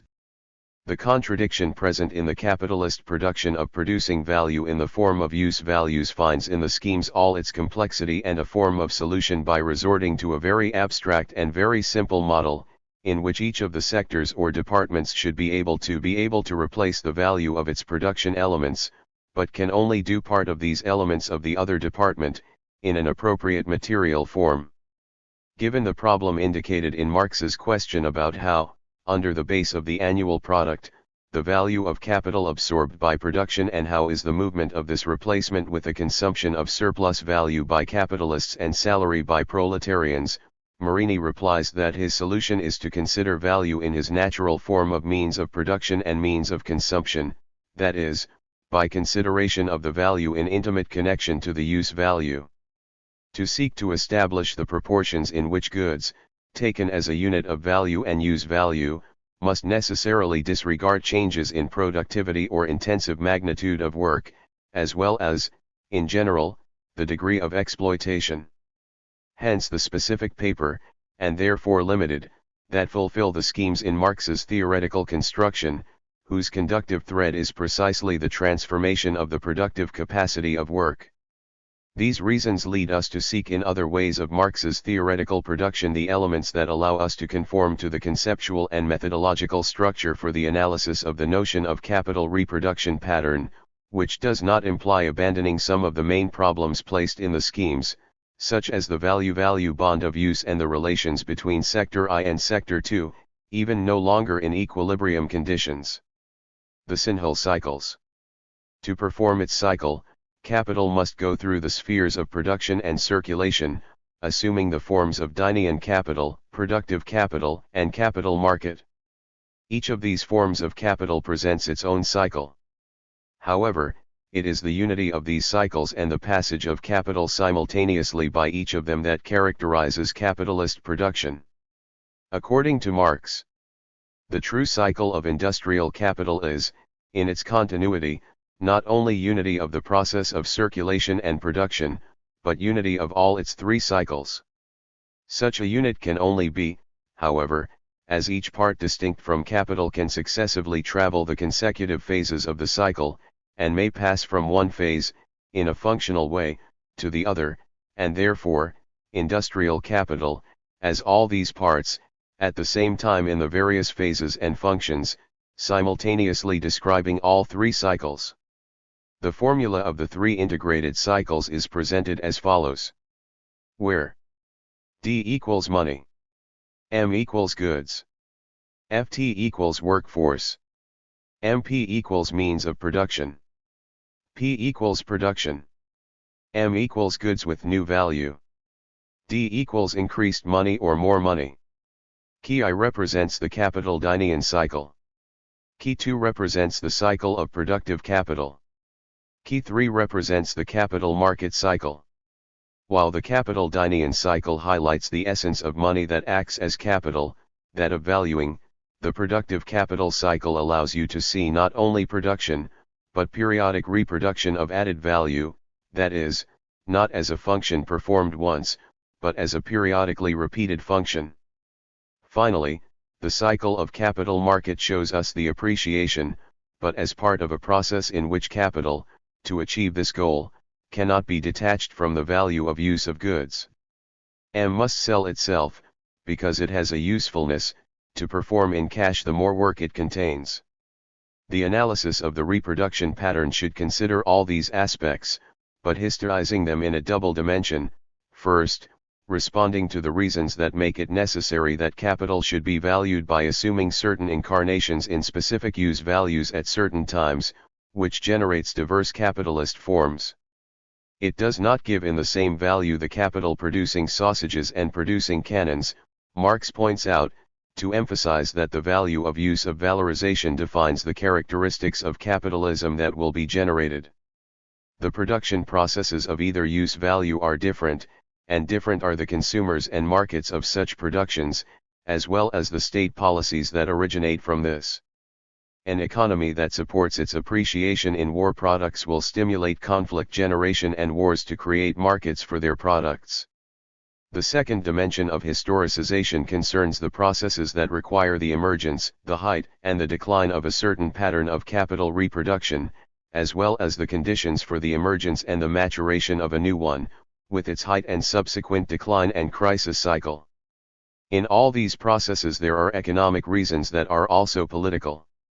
They are class projects from certain sectors of capital, those who become axes of accumulation in each case, and they are class projects from other sectors of capital, those who occupy subordinate places or lose. All of this, in turn, has consequences in the dominated classes and their forms of existence. There are less aggressive capital reproduction projects to the world of work, or in relation to some specific strata of such a world. Others, however, constitute projects that sharpen exploitation and extra-exploitation, generating forms of capitalism in which barbarism tends to prevail above the civilizing dimension it embodies. This double historicization of capital reproduction allows us to rely on better tools to understand the dominant economic and political dynamics in specific times, and the terrain in which class conflicts develop. The main limitation of capital cycles for the analysis of capital reproduction, still in the integration of their three formulas, as they present in Volume 2 Do Capital, is that they do not consider profit and processes that lead to the fall in the profit rate and, as a result, to crises, issues that Marx will address in Volume 3 of his work. But they are possible processes to integrate in the analysis of cycles.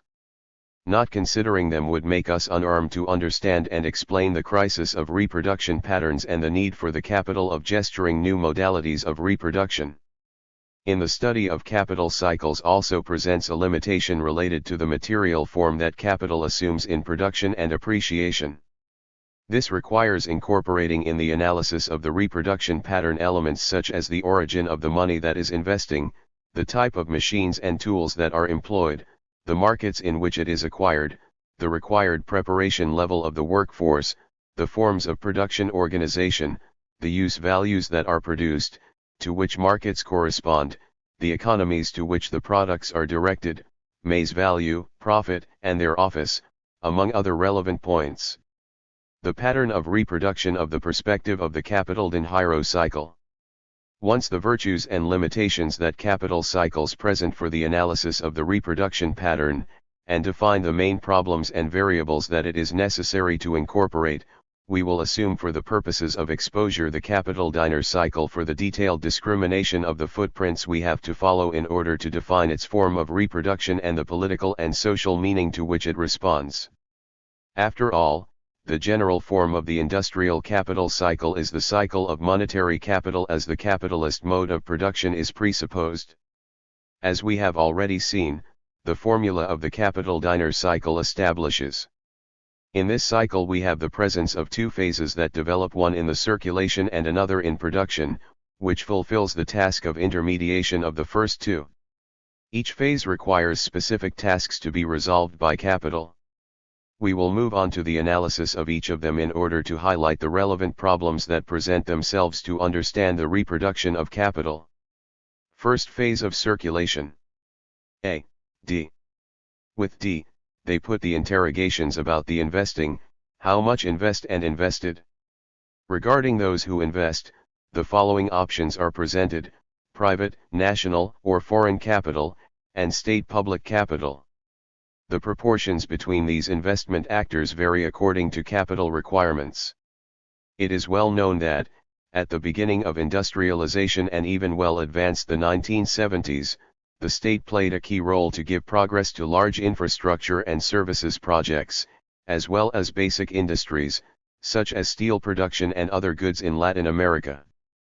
This has changed from the 1980s, with the growing weight of private investment and, in its bulge, foreign investment, in the rhythm of new economic policies and the advancement of a new pattern of capital reproduction.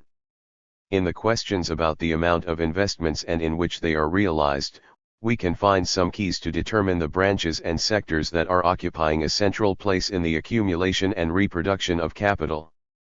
Anyone who fulfills this function surely tends to concentrate a significant mass of investments in a given period, absorbed by items that provide the highest profits. The increase of investments favors the concentration of capital, as well as the tendency to monopolize and the achievement of extraordinary profits from companies that produce below social average costs. This is generally linked to higher percentages of investments for the purchase of new equipment, machinery, and technologies, which adapt the constant capital, to the detriment of capital intended for variable capital, which provides the elevation of the organic composition of capital, a process that will soon or later will be a tendency to fall the profit rate. It is important to pay attention to the branches and segments of production that at certain times, capital privileges with their investments, because not all have the same ability to drag other branches and sectors or convert to small locomotives that pull their expansion. The automotive industry, for example, has the ability to demand a huge amount of raw materials and a multiplicity of parts and components that intervene in car production. The establishment of these companies thus favors the development of a wide variety of other industries, provided they operate with car manufacturing, and not only with parts manufacturing or as automakers of parts and parts manufactured in other latitudes. It is also important to pay attention to the use value produced by industries that concentrate investments and tend to become axes of accumulation. We have already mentioned that it is not in the same manufacturing sausages or weapons, as the two productions require economies and markets of a very different nature. In other words, although production tends to address sectors in which there is a demand, it can also create markets for the goods it produces, and not all use values meet the same social needs. Some clearly mark the distance between the needs of the capital of valuing and the social needs of the majority of the population, which needs useful goods of another nature. The weight of speculative financial capital and its volatility must be an element to be considered in the current conditions of capital reproduction, because it introduces a relatively new but of enormous significance in such a process, considered both local and the world system. B. DMP. A part of the money that needs to circulate as industrial capital is intended to buy means of production, sheds or industrial buildings, machines and tools, raw materials or gross parts replacement, lubricants, fuels, computers, software, technologies, licenses, etc. The productive capacity of a company is largely determined by the degree of advancement of its means of production in relation to the social average. The more this social average is overcome, the more possibilities you have to appropriate extraordinary profits when setting production prices and dividing the average profit rate in the economy.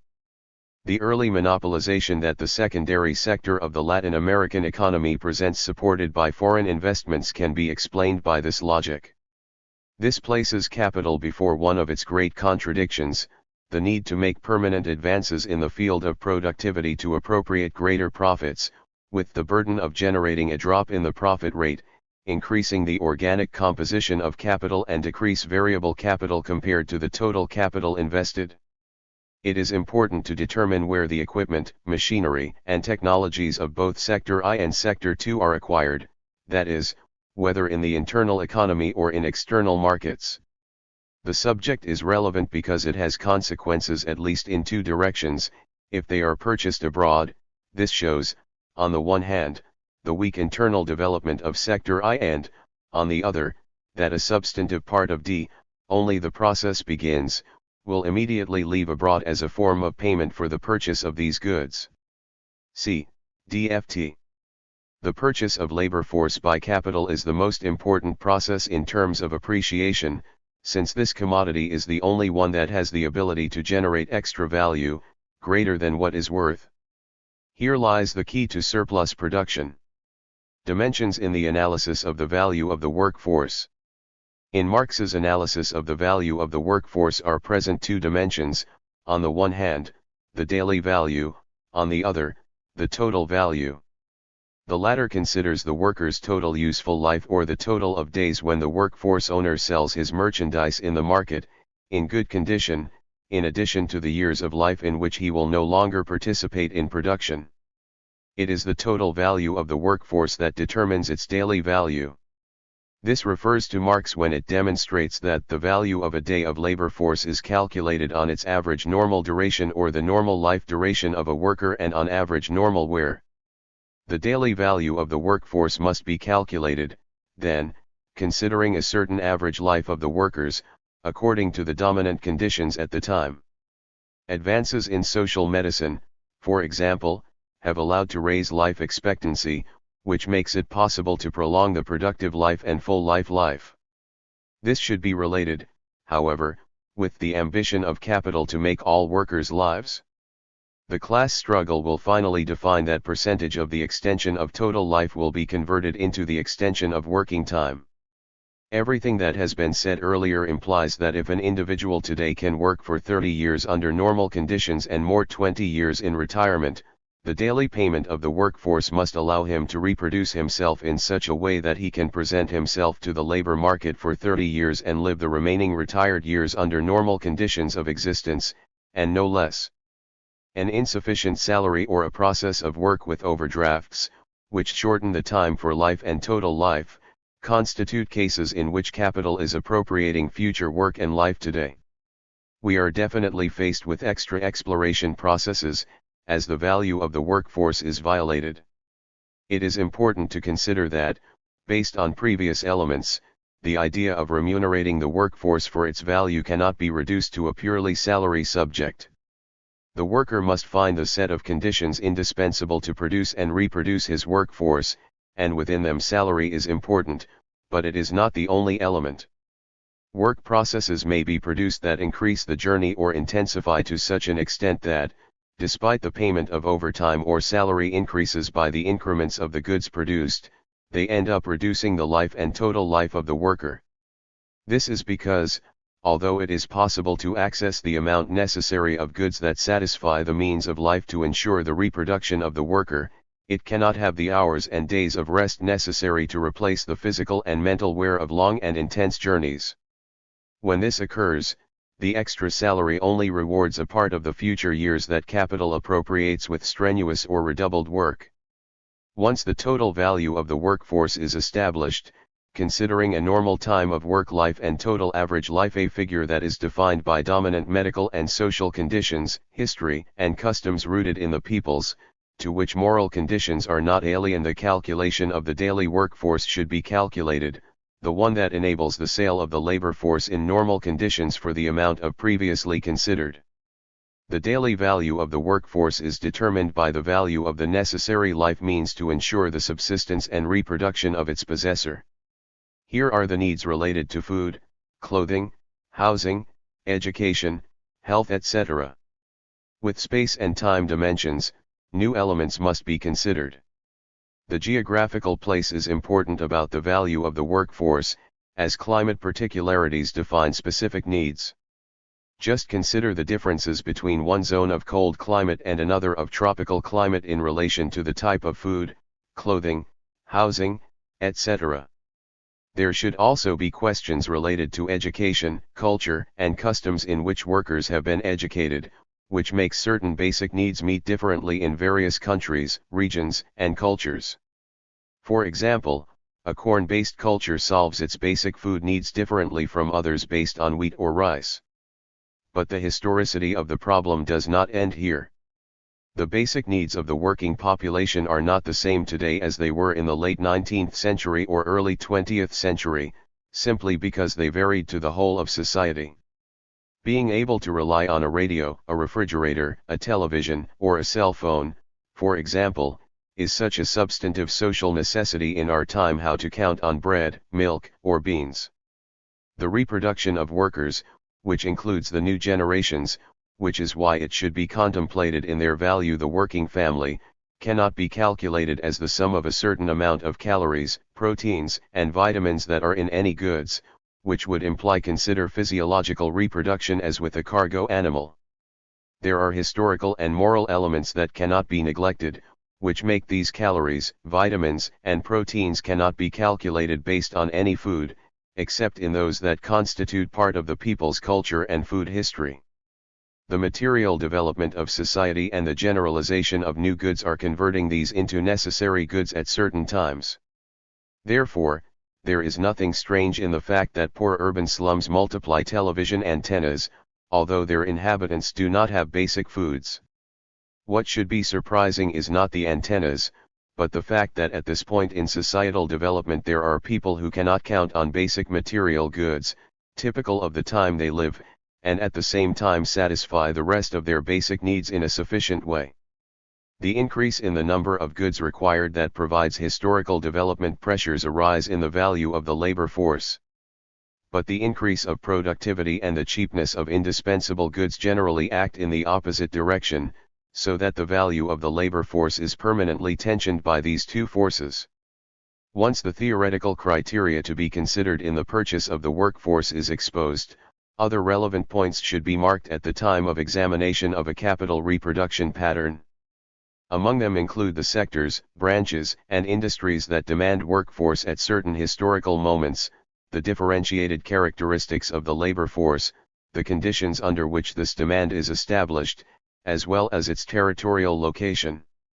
About this last point can be considered the relevance of the problem of miners in Latin America in the 19th and 20th centuries, many of them located in inhospitable and/or distanced areas from urban nuclei, such as Chilean rooms, which led to accelerated proletarization processes by concentrating thousands of workers in camping and depending on the fundamental form of subsistence, given the impossibility of developing an agricultural production of subsistence, which differentiates them from other cases in which this combination was possible, generating a hybrid of Pampan workers.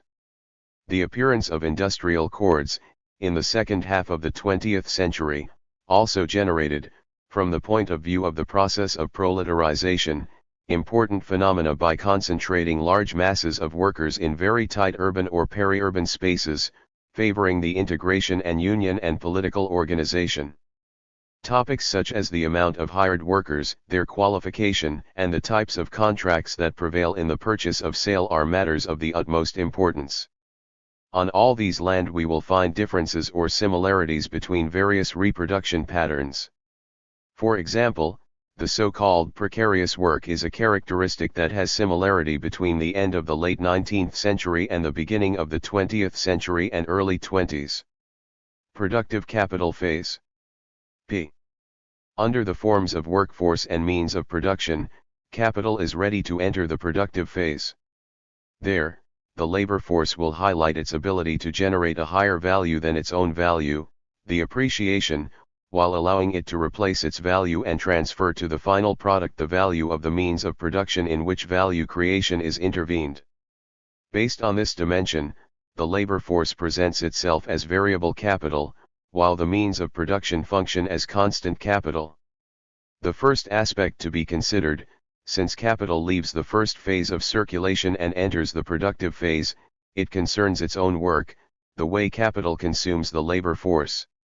To increase the exploration rate, the relationship between surplus value and the variable capital that engenders four fundamental forms are distinguished: the purchase of the workforce below its value, the extension of the working day, the increase in work productivity, and the intensification of the work. The first of these takes place in the first phase of circulation, which we have already marked some of the fundamental points, so we will not be redundant. Let's look at the remaining three. Extension of the workday. There are maximum limits that mark the possible duration of a working day. They are imposed by the fact that the worker needs, every day, a certain number of hours to restore the wear and tear of his physical and mental energies. To this the moral limits are added. The worker needs time to satisfy spiritual and social needs, whose extension and number are determined by the general level of culture. Under normal conditions, the workday cannot last 24 hours. Its minimum limit in capitalism, on the other hand, is the necessary working time, more extra amount of time in which he is generated.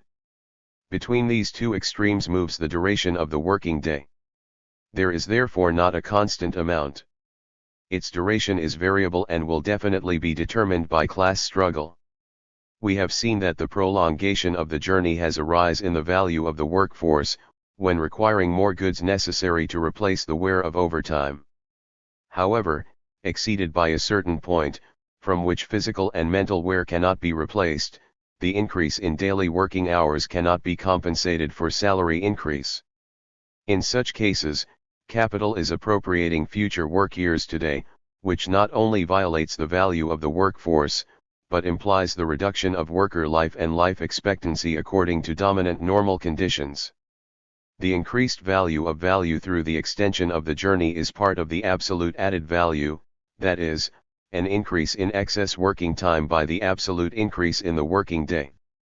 Generally, working hours prolongation tends to constitute a mechanism for increasing value in companies with backward technological levels and lower capitalization levels, a resource preferably used by medium and small industries.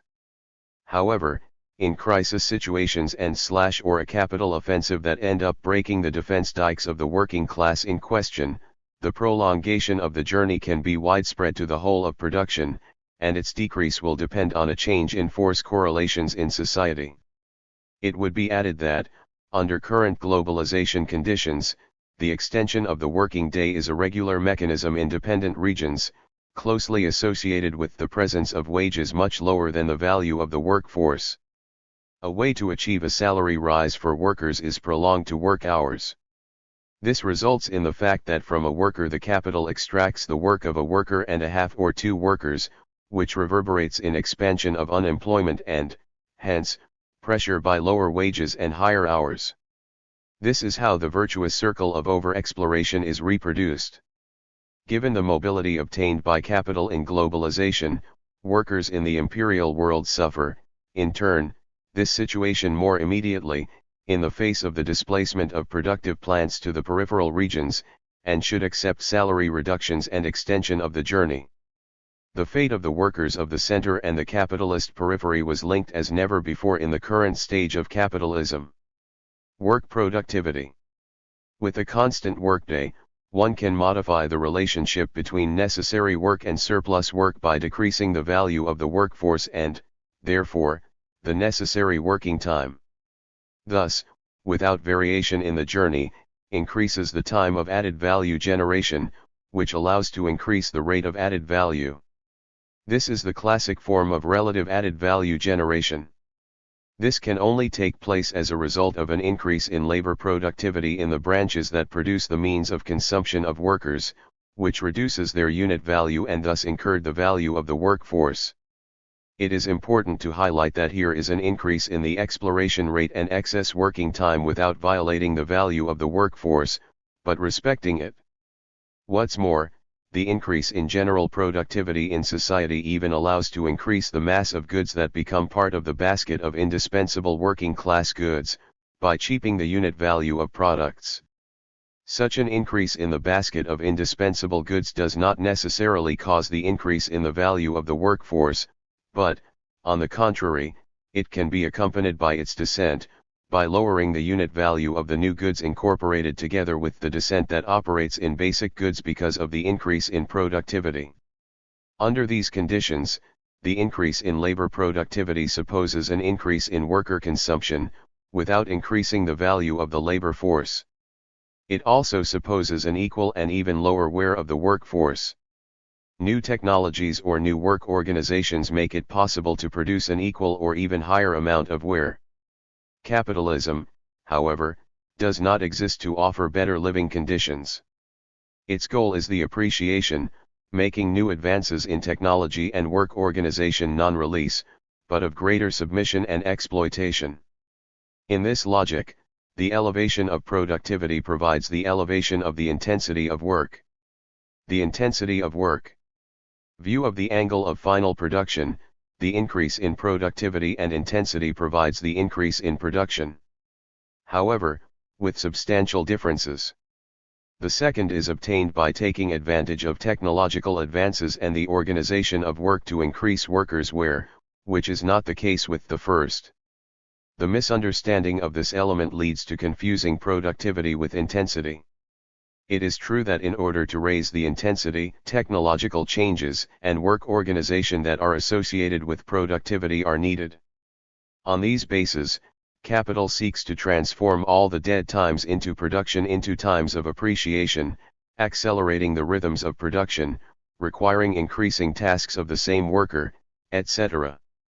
The machine, in the hands of the capitalist, becomes the objective and systematically applied medium to squeeze more work in the same time. This occurs in two ways, by accelerating machines and expansion of machinery to be supervised by the same worker or its field of work. All of this presupposes the application of technical advances to production, which end up providing a real subsumption of labor to capital, being able to dispose of workers under the conditions that they require in the entire working hours.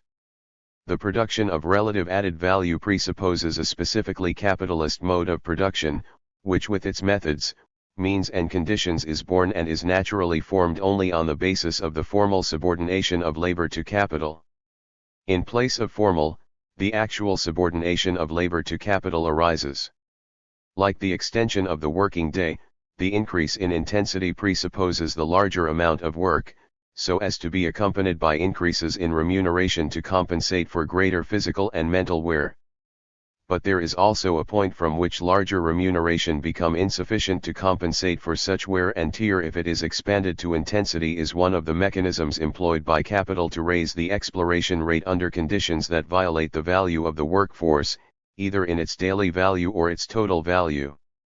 The intensity of work tends to produce preferably in cutting-edge companies, with high technological and productive levels, where the duration of the working day is normal or even lower than normal. This is because it is not possible to support long hours and regularly in time extra attention such as the intensification of the work. It has to achieve a nodal point where working hours and intensity of work is mutually excluded. The intensity of the work provides a type of wear that ends by reducing the worker's useful life under normal conditions through nerve and psychological diseases, unlike the prolongation of the journey, with immediate physical wear and increment of occupational accidents. The work organization. The way capital organizes production has been varied from home work, the first manufactures, the big industries, the Fordism and its chain work, the post-Fordism and the conformation of flexible groups, the production just in time and the return to medium-sized companies. The predominance of a certain organization of work does not necessarily suppose the extinction of previous forms, but often its combination. With the large or medium state-of-the-art industry develop, for example, multiple workshops organized as in the manufacturing stage and even employing home work, through subcontracting by the former with respect to the second. Parallel to the search to increase the appreciation of capital, the work organization is defined by the type of use values that are produced. A computer or automobile factory has a different organization from one that produces fresh wine, wood, or fruits. The technical composition of capital also focuses on the organization of production. Whether or not to count on chains and assembly lines, robots, production by computers, etc. Repercussions on the possibilities of productive organization. The predominance of certain forms of organization of the work process can be periodized, giving life to the notions of Taylorism, Fordism, Neo-Fordism or Post-Fordism, Toyotism, etc., much in vogue in the sociology of work. This is useful because it unveils various procedures to produce and enhance surplus value, as well as for the work organization. However, attention is reduced to limited aspects of the general capital reproduction process. Hence the limitations of the so-called regular school in trying to extend its focus based on the previously marked notions. Calling on the reproduction process of capital requires categories and an integrative capacity of the analysis that goes beyond what those categories allow to capture. Second phase of circulation. M.D. Once the productive phase is completed, capital takes the form of goods that need to be sold to take over the form of money again, although added. This phase puts a number of important problems for analysis.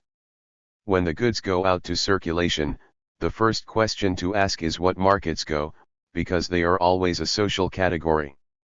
Thus, it is necessary to distinguish the market from the means of production, the demand generated by capital in its various sectors to replenish the wear and tear of these means, whether machines, tools, parts, or raw materials, or to expand production.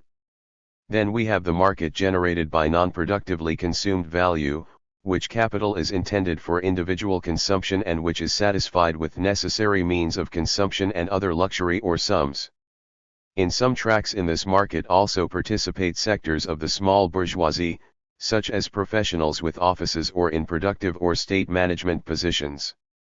In a socially different market, the bulk of the small bourgeoisie and some high layers of the working class participate.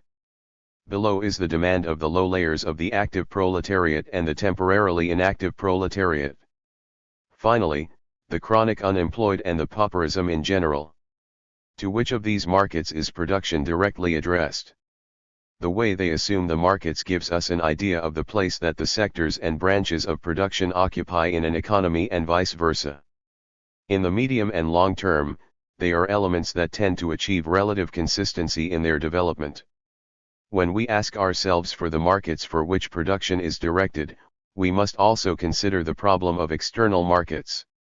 Here, roughly, certain blocks can be distinguished: United States, Canada, European Union, Japan, and Southeast Asia, China, Latin America and others. Another issue of interest in this first phase of circulation concerns the type and amount of use values launched into the market. This is relevant for many reasons, such as giving us an idea of the level of development of an economy and the branches or axis of production. But it also helps to understand problems derived from market fluctuations in relation to certain values of use. For example, a widespread crisis tends to provide the overthrow of markets, but in general, economies that produce indispensable salary or industrial consumer goods are less struck than economies that produce non-indispensable consumer goods or even raw materials. This is because the demand for means of production tends to decay deeply during crises, while the indispensable individual consumption is realized even despite them. Among the various phases of the capital cycle, this is one of the most likely to trigger crises. Despite any interruption, at any stage of the capital cycle, being a crisis providing, the MD phase is the most acute, because it shows the anarchy in which decisions in capitalist production in general, and because it is possible that the goods do not find markets, causing the process of caring for added value. This is the moment when the investment and production decisions of certain assets were proved to be correct, or, on the contrary, the intended social working time was longer than necessary. The law of value acquires all its strength here. Profit, medium profit rate and extraordinary profit. May's value, as an expression of a new value generated by variable capital, is transfigured in profit, at a level of greater concreteness, and appears as a remnant that emerges from the set of spending that capital performs, both in variable capital and constant capital. Thus, the added value in the form of profit ends up hiding the origin of the new value it expresses. In considering the set of capital that intervenes in its production, and not only variable capital, which is what it really values, the profit rate is less than the rate of added value.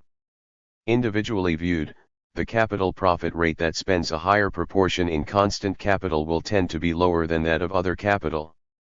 However, in a capitalist economy, a medium profit rate is established, that is, social capital in competition, with different organic capital compositions, tend to equalize their profit rates, causing the average rate, added to cost prices, result in differentiated production prices. When operating as components of social capital, individual capital end up appropriating not the surplus value produced by each one, but from a profit governed by an average rate, where the highest organic compositions receive this higher average rate, although what should correspond individually was a lower profit rate. Competition moves capital to try to reduce the value of their goods, making them have to allocate higher amounts of total capital to constant capital spending to increase productivity. However, there is another incentive to perform these movements. In the same branch of production, when reducing individual value and situating it below commercial value, they can make an extraordinary profit, which not only brings income through profit increases, but also the possibility of moving from competition that cannot face the avalanche of cheaper goods than raising average productivity generates. For the analysis of the reproduction of capital, the study of the capital cycle must be integrated with the vision of capital, that is, with the whole capital that competes with each other, in which the dispute for profit appears. Such processes give us clues about the differentiated force between capital and advantages affected by those constituting axes of accumulation under determined standards. Reproduction of contradictions. Capitalist production makes sense as incessant search for the valorization of capital. In this sense, it cannot be assumed only as a production process, but especially as a reproduction process. In addition to recurrently generating new values, capitalist production generates, at the same time, the social and material conditions so that such reproduction can be carried out.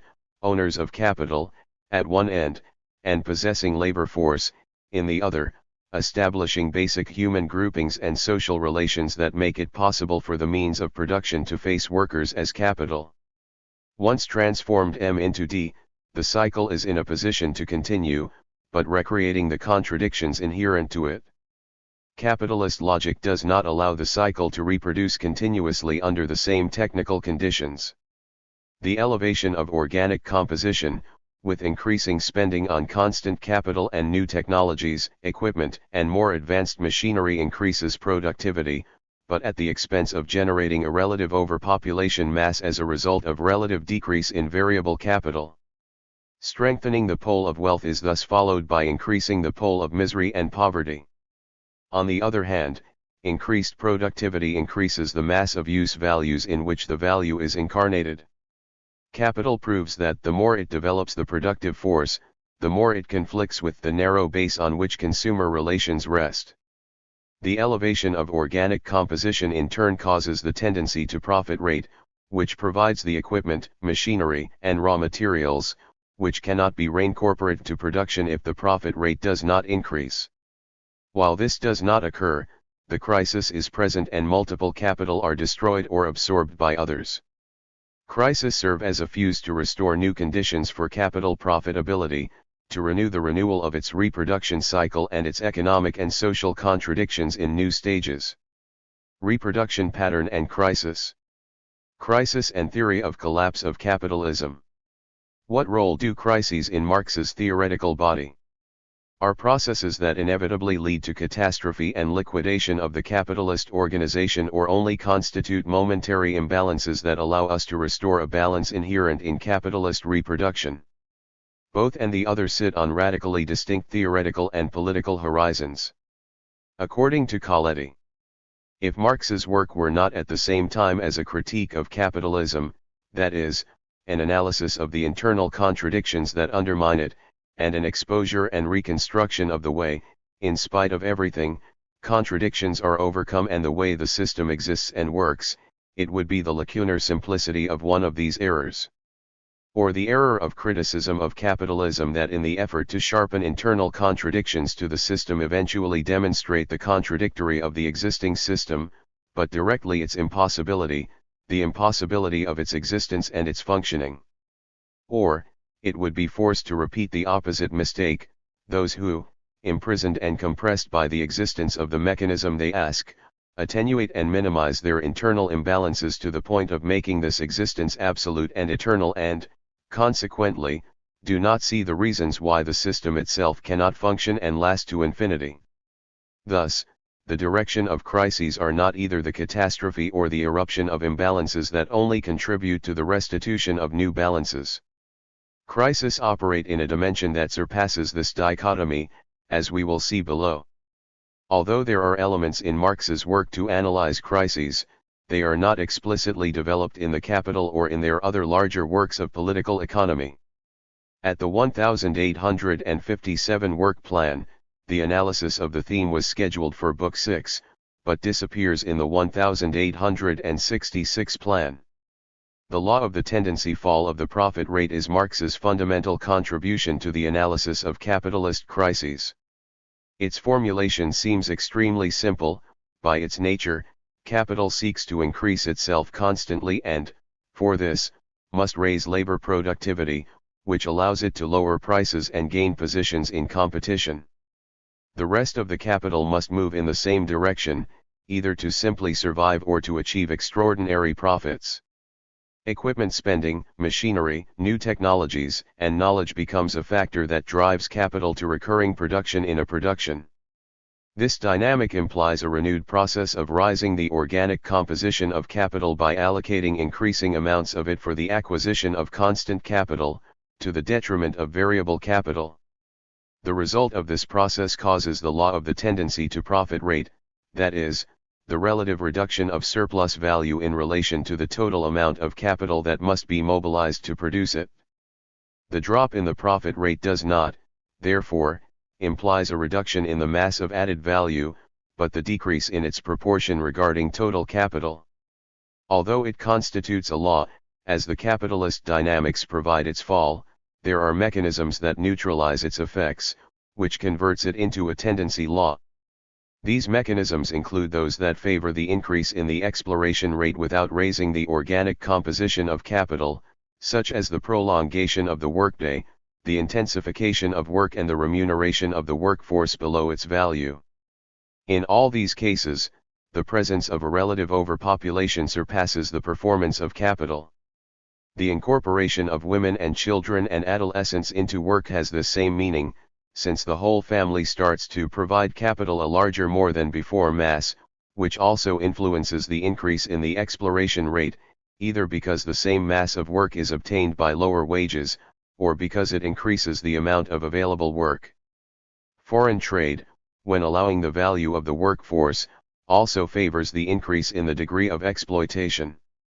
The cheaping of the elements that can form constant capital, either by increasing internal productivity, either through goods acquired in foreign trade, favors, in turn, the increase in the profit rate. Crisis accelerates the death of capital. But they also provide the devaluation of capital and salaries, elements that constitute an incentive for a profit rate recovery and the beginning of a new period of reactivation of capitalist reproduction.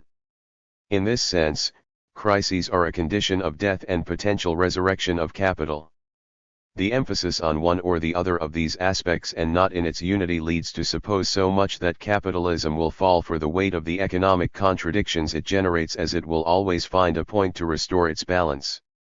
Such are the simple terms of the debate around the existence or not, in Marx and in the Capital, in particular, a collapse theory. In short, to state that the law of value is either the principle that regulates the balance of the system or the principle that expresses its fundamental contradiction is to move in a logic that forgets that such law is both the principle that explains the existence of the system and what denies it. Indeed, capitalism generates conditions to reproduce itself, but on the condition of expanding its contradictions.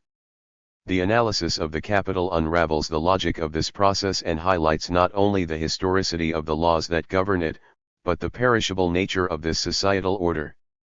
But that does not imply supposing a collapse, that is, the idea of a crisis in which the system paralyses and disintegrates, giving life to another form of societal organization.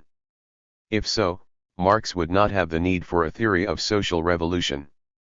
It is because such a collapse will not occur that socialism is conceived as a result of a conscious search and supported by the construction of the real bases that move capitalism. The social revolution in capitalism is not only desirable as possible, allowing humanity to begin the passage of prehistory to history. More than a collapse theory, what we have in Capital is the study of conditions that allow capitalism to reproduce, but at the same time be revolutionized and overcome by another societal organization. And on both land, its contradictions and the crisis, as a culmination point of those, play a central role. One or several crises. From the perspective of the capital cycle, the law of falling the profit rate is expressed in different ways, according to the metamorphosis stage in which capital is. From the point of view of the money form, it can be observed that this law can provide the relative assumption of capital, that is, excesses of capital in relation to the existing profit rate, in short, capital that are not invested, waiting for its elevation. Capital also assumes the form of goods in its cycle.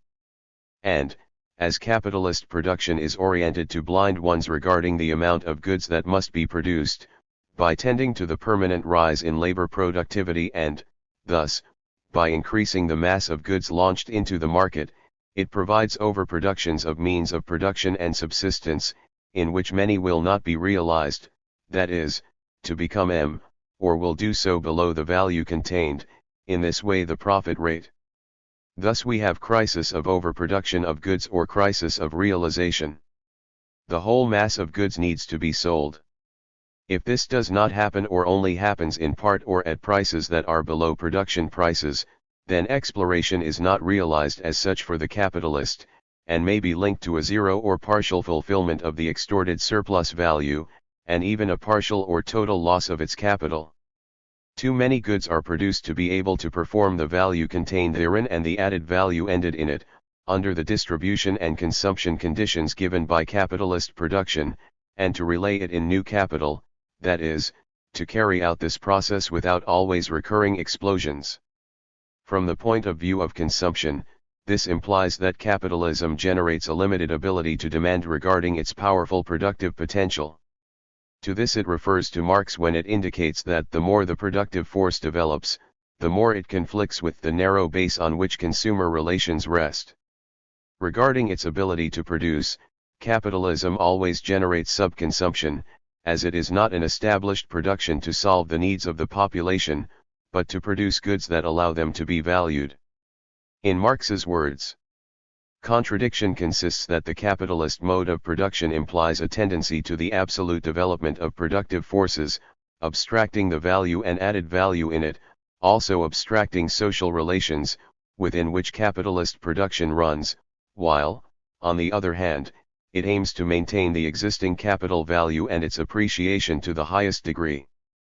Because the consumer capacity of society is not determined by the absolute force of production or the absolute consumption capacity, but by the ability to consume based on the antagonistic relationships of distribution, which reduce the consumption of the large mass of society to a minimum only modifiable within more or less narrow limits, the limits of the valorization of capital, which require excess exploration rates and overpopulation that presses to elevate them, limit them, limit them, limit them, limit them, limit them, limit proper satisfaction of salaries needs.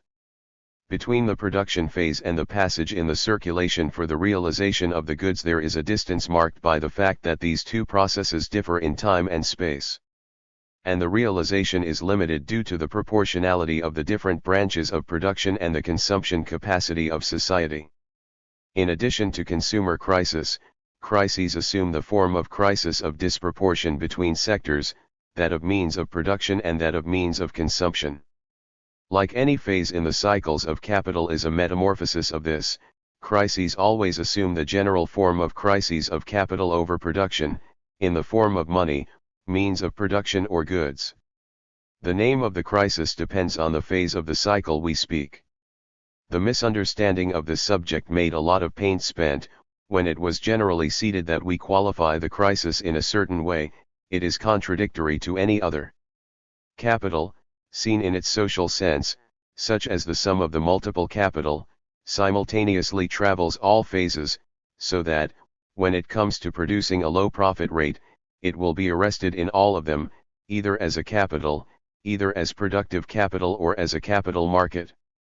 The cycle interrupts by giving rise to a crisis. The factors that provide the fall in the profit rate, that is, the search for increased productivity to gain and/or survive in competition, by raising the organic composition, are the same ones that operate in increasing the mass of goods that need to be sold to recover the added value in them. Therefore, to confront these two elements as independent and disconnected processes of each other is not to understand the internal contradictions of the law of the tendency to profit rate, such as the conflict between production expansion and appreciation. In this same logic, only a fragmented reading can provide judgments such as those who claim that in certain passages, Marx attributes the idea of crisis to subconsum and, in others, to realization. For Marx, as we said, the crises manifest themselves in all these ways. It all depends on what phase of reproduction is emphasized, because crises are simultaneously the expression of the unity of capital and its various facets or metamorphoses in its reproduction cycles. Crises, for reasons such as those mentioned before, can provide exhaustion of a reproduction pattern, with which the conditions for the emergence of a new period that can be preceded by a transitional stage, in which the former does not finish dying or subordinate and the new, to impose and prevail. When a new standard prevails, it is because capital has found new conditions to reproduce, causing changes in the sectors or branches that will play the role of axes of accumulation, the organization of work, the technical conditions, the goods produced, the markets to which will lead their production, in the agents that will make investments, in the type of association with foreign capital, finally, in the whole or some of the main stages that mark the course of the capital. Reproduction patterns and economic policies. For the reproduction of capital to generate a standard, it is necessary to reproduce certain guidelines for some time, that is, that its passage through the spheres of production and circulation leaves marks through repetition. In addition, we have seen that in the process of reproduction capital must deal with various obstacles related to its metamorphosis, that is, the various forms it assumes throughout this process. One of the fundamental mechanisms that capital counts to achieve these objectives is economic policy. This was defined as the deliberate manipulation of certain means to achieve certain economic purposes, or, as the general action of central, conscious, and finalistic political power, exercised in the economic field of production, exchange, consumption, and distribution. Lichtenstein considers that every economic policy has at least four basic components: I. A center or decision power, 2. Decision-making practices or mechanisms, 3. Social recipients of decisions, and 4. Purposes of decisions. In the light of the previous elements, it is not difficult to realize that economic policy has to do with economic elements, which, in turn, are necessarily political, it is a simultaneous panorama of the plans that are perfectly integrated and cannot be isolated from each other. It is important to highlight this in a time when the technical administrative aspect of economic policy is emphasized, relegating its political aspect. A quick view of the instruments that use in economic policy shows us the following. Field of application. Instrument. Monetary. Interest rates. Inspector. Taxes. Public spending. Business. Outer. Gearbox type. Import tariffs level. Investment. Foreigner. Taxes on profits and dividends. Loans. Consumption. Purchase and sale taxes. Social Security. Labor. Salary rates. Production. Subsidies. Price control. Investment. Interest rate. Tax exemption. Public investment. The field of action of economic policy is extensive and covers virtually every land that capital travels in its cycle and reproduction. This means that through economic policy instruments it is possible to help capital so that its transit by the cycle is more fluid and favorable to its needs. To this end, capital must ensure that its interests prevail in the state apparatus, so that it boosts economic policies favorable to its reproduction projects. Thus manifest the imbrication of economic and political in economic policy. Here we talk about capital in general. However, at the level of analysis of a reproduction pattern, it is necessary to distinguish fractions from capital and sectors. Among the former are financial and or banking capital, industrial capital, agricultural and commercial capital. Among the seconds are the large capital, the mid capital and the small capital. Such differentiations are important because economic policy cannot solve the reproduction needs of all these fractions and sectors. Some sectors or fractions are more favored and others more harmed. This means, from the perspective of the field of politics, that at the state level the most favored sectors have greater quotas of power and make them feel in the application of economic policies that better provide their development or their particular reproduction. There is no unique economic policy, but several, depending on the economic currents they derive. Considering the emphases, in the state or in the market, without pretending an exhaustive examination, we have the following. Emphasis on state action. Emphasis on market action. Keynesian. Liberal. Structuralist. Neoliberal. Neo-structurist. Monetarist. The important thing about this distinction is highlighted that, in each of these schools or currents of economic policy, the instruments marked in the previous table apply in different ways. But it is worth asking the question, what defines that at some point predominates and apply a current of economic policy or other? The answer is found in the economy and politics. In the economy because different patterns of capital reproduction require different economic policies, and in politics because the demands of the sectors of capital that become axes of a given standard tend to seek the largest state power quotas to achieve the application of economic policies that best fit their reproduction needs.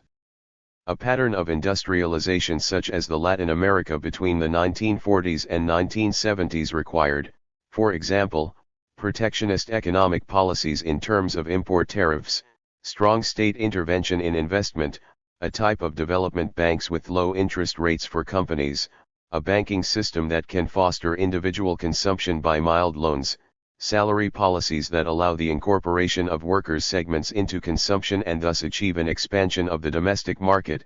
In the same line, a state that boosted social policies that expand the demand of wage earners.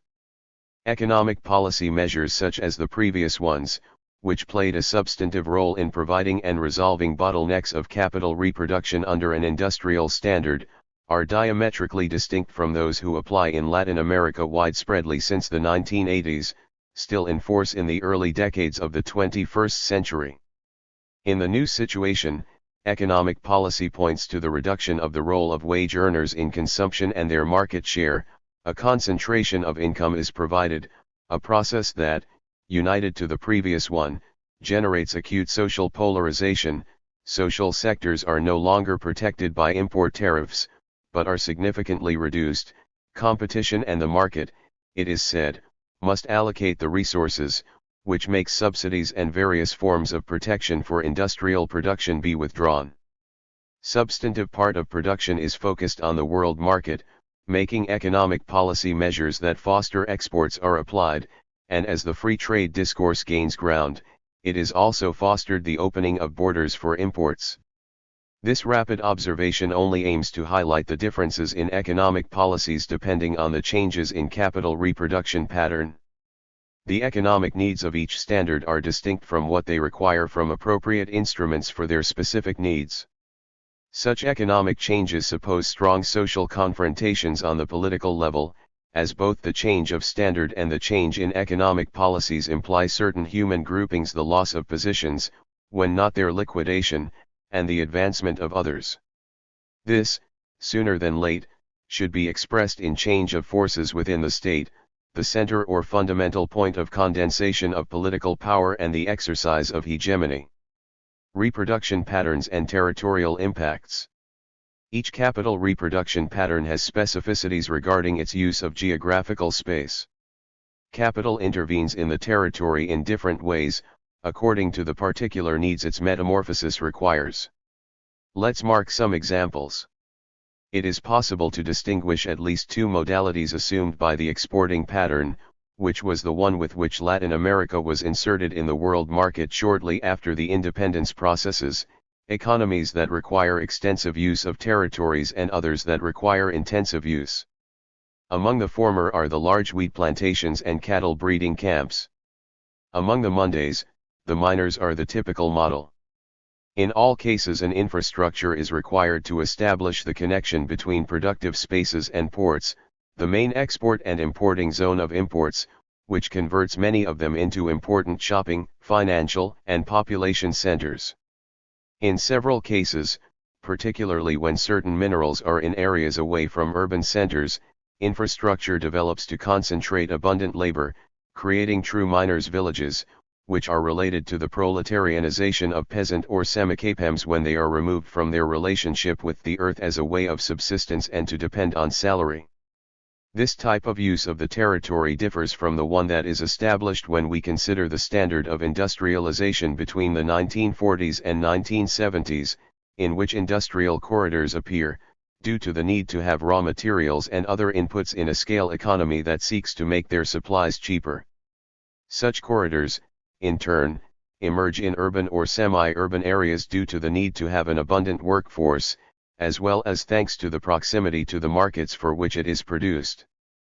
State investments in steel plants, electricity and other energy, water, highways and urban infrastructure are basic requirements of this standard. This situation undergoes significant modifications if we consider the exporting pattern of productive specialization that is established in Latin America in the last decades of the 20th century and the early 20th century. The fact that it is a standard with an export vocation requires a strong infrastructure in ports, airports and highways. Regarding the former, it was pointed out that large concentrating ports or wheel ports, which characterized by the ability to concentrate load whose origin or destination surpasses the traditional hinterland or zone of influence and reaches distant places inside or outside the country to which they belong to the new paradigm of development of transport and Latin American transport. Currently there is no country without some port project on its coastal coastlines, standing out in the Pacific the ports of Magallanes in Chile, Callao in Peru, Blanket and/or Guayaquil in Ecuador, Buenaventura in Colombia, among the most mentioned. Such ports, which should have the ability to receive larger and high-loading boats, also include Central American countries, often in connection with other multimodal transport infrastructure works. Noteworthy is the project of an interoceanic channel in Nicaragua and a land bridge or dry canal that would imply the construction of rail extensions and concentrating ports in the Pacific and Atlantic coast. In Panama, in turn, it has advanced in the project of transformation of the port of Balboa on a regional axis, which will be strengthened with the modernization of the railway that links it with the Manzanillo International Terminal, located on the Atlantic coast. Finally, we mentioned that in southern Mexico, the possibility of developing the corridor of the Tehuantepec-Ixte through the conversion of the ports of Salina Cruz and Coatzacoalcos and the modernization of the road and rail axis that unites these two ports. The last three projects exceed the local reproduction needs of capital and are inscribed in trends that respond to the needs of the capitalist world system in times of globalization. In some cases the machinery play a preponderant role, focusing on border bands that facilitate and cheaper transport. In other cases, export activities are carried out inside the territory, which requires road systems fit for the intensive use of a high flow of cargo trucks. All this highlights that the map that capital ends by drawing on the territory differs from one standard to another, generating, in turn, spatial distribution patterns. Although some innervations are maintained, they are redefined in the new locations or relocation that reproduction needs, and end up articulating with the requirements of new reproduction modalities. Capitalist world system and international labor division. Value, imperialist economies, sub-imperialist economies and dependent economies. The consideration of the world system in the analysis introduces a set of problems of significant relevance in the theme that occupies us. This system is a heterogeneous unit from various perspectives, and the most relevant of them refers to the imbrication that establishes among economic spatial nuclei, the so-called center, with the ability to appropriate through various mechanisms of values produced in other economic extent, so-called periphery or dependent economies. Thus, we have a worldwide system that operates with value accumulation nuclei in contrast to large territories that suffer from disequilibrium. It is as a result of this intrinsic heterogeneity to the capitalist world system that are managing various modalities of capitalist development, either with reference to regions or nations that have the ability to attract values, either to those who do not have the ability to retain them. To this they refer, for example, the notions of imperialist economies and dependent economies. The sub-imperialist economies are in a position that allows them to subtract the value of peripheral economies, being stripped of it by the central economies. All are capitalists, but operate and reproduce in different ways. Processes that allow the transfer of values from one region and one economy to others vary in time. If in the colonial stage this was possible by preferably political means, later such a process tends to support in a predominant manner in economic mechanisms. This situation has repercussions on the conditions under which reproduction patterns develop, either in the center or in the dependent world, focusing on accumulation levels, conditions of exploitation and overexploitation of the workforce, in the sizes and modalities of constitution of internal and external markets, finally, in the set of factors that focus on the reproduction of capital. Therefore, to determine the role of an economy in the division of value worldwide, as well as the role of mechanisms that can benefit or affect it in terms of accumulation or disadvantage, is a variable of significant importance when analyzing how capital reproduces. Of use value, the international division of labor. The capitalist world system, however, is not only unequal distribution of value. It also concerns various modalities of production values, with implications for the distribution of value, which leads us to the theme of the international labor division managed at various historical moments. The monopolization of certain production lines by the central regions of hand-in-hand with competition that is produced in the dependent world around production lines and goods, whether primary, secondary or tertiary. This highlights that DID is not only a distribution of differentiated functions at the level of the world system, in the field of use values, but also has implications in the field of value as such.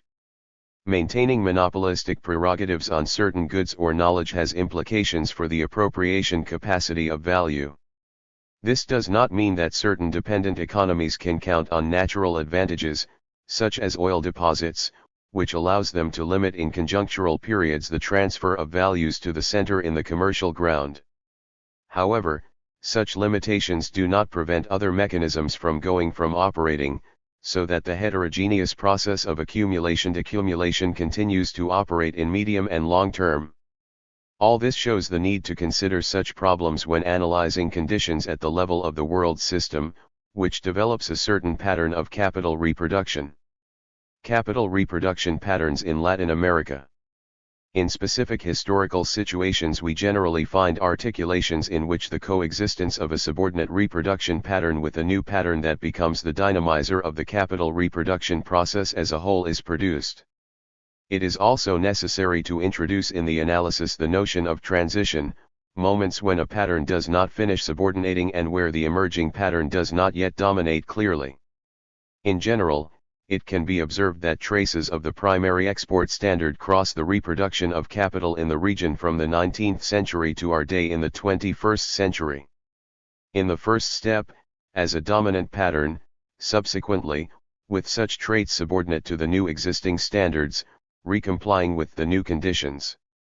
Thus it occurs in Mexico, which continues to export silver, oil, and vegetables, in the middle of the march of the exporting standard of productive specialization, with cars, television devices, internal combustion engines, etc. Or in Chile, which, along with wooden pulp, fish flour, grapes, and other fruits and wood, keeps copper export at a significant level and, at a much lower level, also that of gold. Dominant reproduction pattern. Period. A. Exporter Agremineiro Standard. Until the second decade of the 20th century. B. Transitional stage. First half of the 1930s. C. Industrial Standard. Second half of the 1930s. Internalized and autonomous step. Until the 1940s. Stage of integration to foreign capital. Since the 1950s. D. Transitional stage. From the mid-1970s to the 1980s. E. Standard exporting productive specialization. From the mid-1980s to the present. The previous table represents a simple enumeration of the patterns of the reproduction of capital that the region has traveled from its independence stage. Each of these patterns has its internal logic of reproduction. However, it should be considered that they are part of a more general movement, that of the capitalist world system, so that their analysis must be integrated into the processes that mark the course of such a system, the stages that have course and the logic that governs each of its periodizations. The particular of the analysis should not be separated, then, from the general processes of which it is part. This implies assuming the characteristics that the world capital accumulation process presents, as well as the heterogeneous form that derives from it, regarding the generation of centers, semi-peripheries and peripheries or imperialist centers and dependent regions and nations and the movements and relationships that are produced in the historical process between these interrelated units. The capitalist world system establishes in its course several international labor divisions, which acquires towards the fundamental role that Latin America plays as a producing region of precious metals, raw materials, and food from the colonial stage to the stage of the primary export standard. The crisis of this standard, the transition stage that is generated and the subsequent conformation of the industrial standard in Latin America has internal logic, but these are articulated with the worldwide crisis derived from the long stage that goes from World War I to the 1929 crisis and the Second World War, and which demands from local capital the generation of a process of industrialization as a form of reproduction. The current exporting standard for productive specialization acquires meaning in the microelectronics. All of this has provided more intense integrations in the world market, as well as new possibilities for segmentation of production processes, relocation of industries and services, as well as a high capital mobility, processes that were characterized by the notion of globalization. But if the observation of changes in the international division of labor privileges the focus on changes in the organization of capitalist production conceived as a world production or factory of use values, this should be complemented by the analysis of value production and the proper appropriation movements that the capitalist world system generates, subjects that present particularities in their realization at different historical moments. A theoretical and methodological problem of the greatest importance is to unravel the elements that make it possible for changes in imperial centers to provide changes in dependent economies or, otherwise, that the external are internalize, and how changes in the dependent world repercussions in the imperialist world, or as the internal. Raising these problems avoid mechanisms, such as supposing that it would be enough to know the dynamics of imperialist economies to understand what happens in the whole capitalist world system or its counterpart, to be reduced to the movements of dependent regions and attribute absolute autonomy.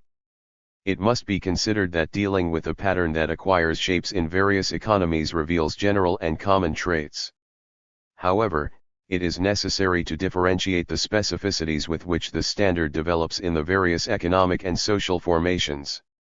The exporting agromine standard, to continue with the same example, did not have the same characteristics in Argentina, Bolivia, or Mexico. The values of use produced in each of these cases, their implications for boosting local manufactures or the type of property on the main export genres and their repercussions on class structure and in the state are elements that allow national differences within the same pattern of capital reproduction. In a nutshell, the search for general trends and traits should not suppose the loss of ability to account for particularities. Long waves, reproduction pattern, and globalization. We mentioned that one of the characteristics of the notion of capital reproduction pattern is its mediating function between the units of analysis and the most abstract categories and the less abstract units and categories. In this topic, we will stop in greater detail in this particularity and seek to highlight the problems that such a function and its integration with other units and categories open for the analysis. Capitalism, considered as a world system, presented at least 4 long waves from the properly industrial stage to our day, with their respective phases A and phases B. These waves express cycles in the average profit rate movement, increased and subsequent descent, in periods that encompass approximately 50-60 years, which, once recovered, allows massive investments. The passage from one long wave to another leads to technological revolutions applied to production, which determine restructuring of capital reproduction processes in all its dimensions. Thus, for example, the long wave of the first technological revolution implied the productive application of steam engine machinery, the long wave of the second, of internal and electrical combustion engines, and the long wave of the third implied the control of machines through electronic devices. It is not difficult to deduce that such changes in the reproduction of capital in the Central world will end up causing serious changes in capital reproduction processes in the semi-peripheral and dependent regions, when not even a new international division of labor. After all, we are talking about processes that occur in regions and economies that are interrelated and integrated with others, as capitalism works in a national way, but also as a system, a worldwide system. What do these long waves have to do with reproduction patterns? Firstly, they express cycles of the average profit rate in the Central world, that is, the cycles of their reproduction patterns, in which elements that go beyond this world intervene and internalize independent economies, the expansion of the world market, appropriation of values generated outside their borders, etc. The trends that lead to the fall of the profit rate, despite the presence of elements that can neutralize it, end up implying capitalist reproduction in the center and world market, causing long-term crises and recessions. While nodal parts of the capitalist world system, the rise or decline of the average profit rate in the central regions, from the long-term perspective, provides conditions for both drag and to curb capital reproduction processes in peripheral and semi-peripheric regions. Long waves definitely highlight the reproduction cycles of capital as capitalist world system, that is, as articulation of the particularities of capital reproduction in the central world and in the semi-peripheral and peripheral world, but hierarchical, with greater weight of geographic and economic nuclei that appear as axes of world-level accumulation, which focus on central economies.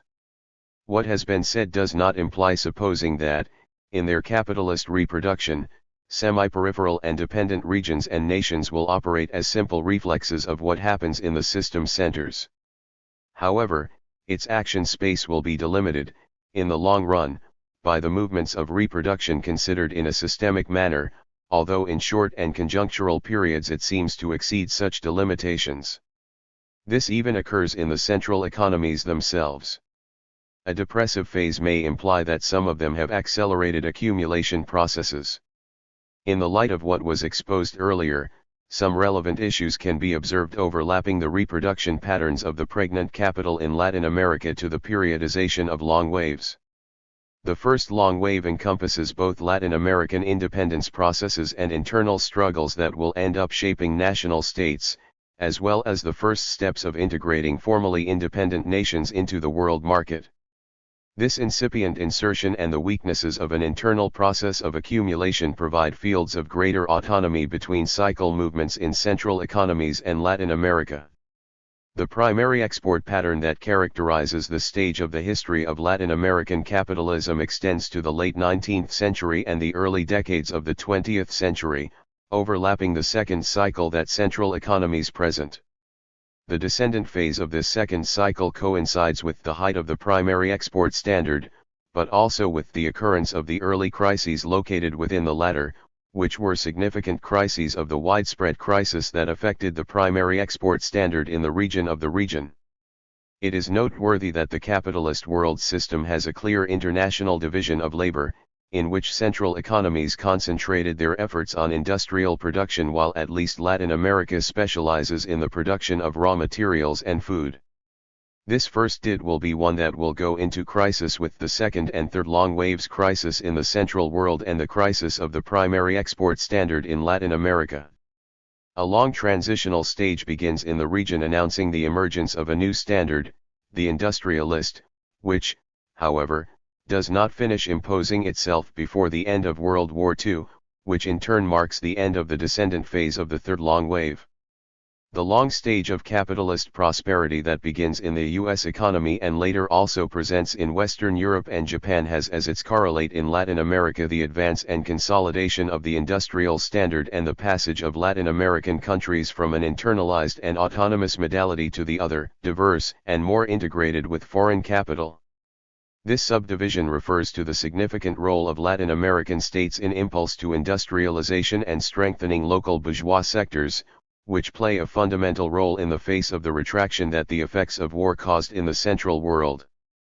Such a situation undergoes radical changes in the 1950s, when, in view of the need to pass on new phases in industrialization, Latin American states and industrial capital choose to associate with foreign capital, allowing obsolete equipment in the U.S. economy, mainly to resolve previous needs, and the ports of the secondary sector opened. This causes a significant shift in the course of Latin American industrialization, with accelerated monopolization and changes in domestic market conformation, since if in the Central world imported machinery could be part of the production of goods needed, in the dependent world it emerges as support for the production of supplies, providing cracks and polarizations that will end to deepen later. The long recessive phase of the fourth long wave of the central economies coincides, roughly, with the fall of the diversified industrial standard in Latin America, which will manifest in crisis of growth, the crisis of foreign debt and the so-called lost decade, in the expression of the Economic Commission for Latin America and the Caribbean, which is generally lasting until our day. This does not suppose that moments of growth, regional or in certain countries, cannot be produced. A recessive phase simply implies a tendency for short growth cycles to become even shorter and those of more prolonged stagnation or recession. In the upward phase of a long wave, on the contrary, the recessions will be shorter and the longer growth cycles.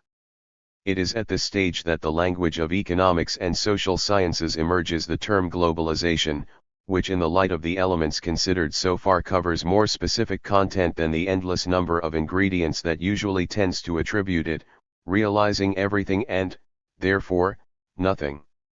The notion of globalization refers to a periodization referred to the process of expansion of the capitalist world market, distinct from other phases or stages within this process. Thus, we take distance from those who suppose globalization as inherent in capitalism from its origins, with what there would be nothing new, as well as those who believe to see an unprecedented phenomenon alien to the logic of the process within which it is inscribed, the extensive and intensive expansion of the world market. Capitalism, in its imperialist phase, it accentuates its tendency to appropriate new territories and new markets, in its sharing of the world, which causes globalization from this perspective to be located within the imperialist phase of capitalism, favoring the expansion of the capitalist world system. Purpose covers the descending, recessive phase of the long capitalist expansion cycle that began later to World War II, and the United States had the central axis of world accumulation. This descending phase highlights the end of a mode of reproduction of capital in the center, semperipheria, and the periphery, as well as the end of debt that accompanied such reproduction in the capitalist world system and the force correlations that accompanied these processes, with the opening of a period of significant losses of labor positions regarding capital. In globalization, in turn, there is a traffic period in which capital, based on new technological advances, seeks the conditions for the conformation of new modalities of reproduction and recovery of the average profit rate, providing restructuring that settle or readjust the organizational forms of capital reproduction, both in the spheres of circulation and production, requiring new forms of productive relocation, capital mobility from the workforce, and reorganization of the world market, taking advantage of its expansion with the disintegration of the former Soviet Union and the active incorporation of China, as well as the significant advances in transportation and communications. Purpose as a particular step is crossed, as we have seen, by long cycles or waves and by reproduction patterns. We have, thus, with elements that allow us to focus on the processes that give it meaning, so that globalization is no longer a notion that, because it wants to handle everything, ends up, for this reason, realizing nothing. Since it incorporates a period of traffic and exhaustion of conditions of raising the average profit rate and non-emergency conditions that allow its sustained recovery, globalization supposes for the capitalist world system a period of uncertainty in various directions.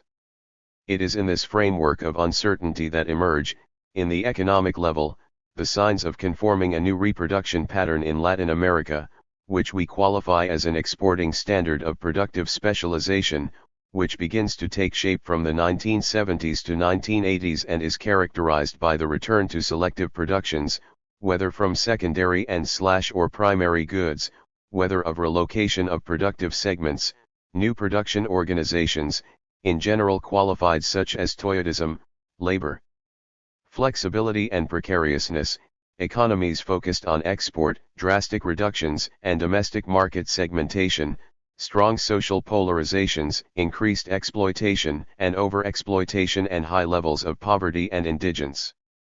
Conclusions. Faced with the current trend, in the economy and the social sciences in general, to convert analysis into Crumb's investigation, in which it is relegated to the concern for what articulates it, the notion of the pattern of capital reproduction privileges the overview without losing sight of the meaning of particularities, but these inscribed in a larger whole in which they acquire meaning.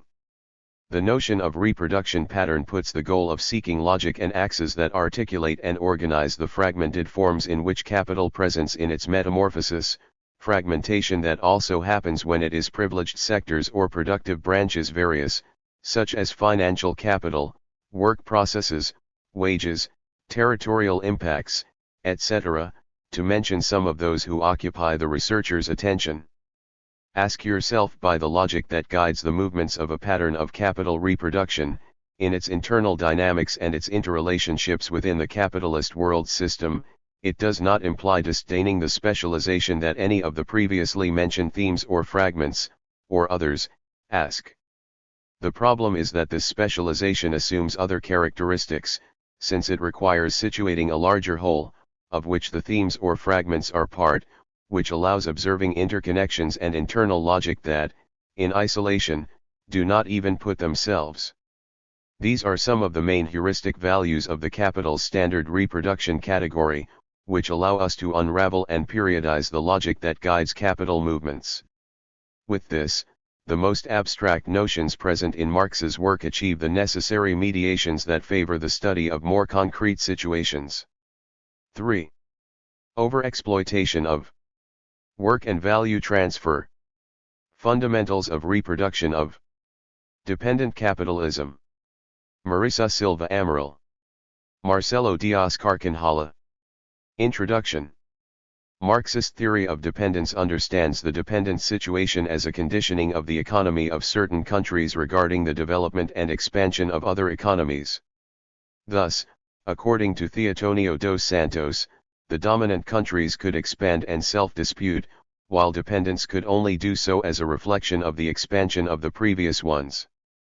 More precisely, what happens is that the expansion of dependent economies is a reflection of the contradictory logic of capital accumulation on a world scale.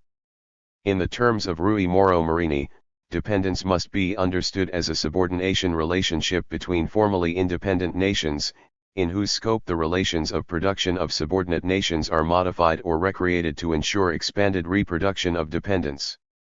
Analyzing the process of constitution of the world economy that integrates national economies into the global market, it is observed that production relations are unequal because the development of certain parts of the system occurs at the expense of underdevelopment of others. Traditional relations are based on the market control by hegemonic nations, and this leads to the transfer of surplus generated in countries dependent to the dominant countries, both in the form of profits and in the form of interest, causing the loss of control of dependence over their resources. And the generation of this surplus is not in peripheral countries due to the creation of advanced technology levels, but through the overexploitation of the labor force. Under these circumstances, capital accumulation assumes its own characteristics. Firstly, it is distinguished by profound differences at the domestic level, in the local context of a cheap labor market, combined with a capital-intensive technology. The result, from the point of view of relative added value, is a violent exploitation of the workforce, which is precisely as a consequence of the aforementioned unequal exchange and the value transfer mechanisms it reinforces. It turns out that the immediate result of these mechanisms is a strong structural output of resources, which brings with it serious external strangulation problems and growth external to growth.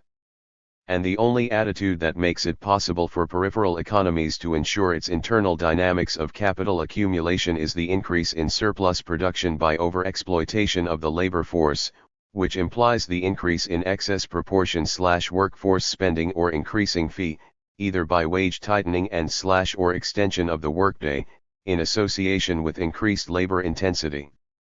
That is, the dynamics of unequal exchange culminates in overexploitation, not in structures capable of breaking with value transfer mechanisms, and this necessarily implies a regressive distribution of income and wealth and all social aggravating actors already known to such a process.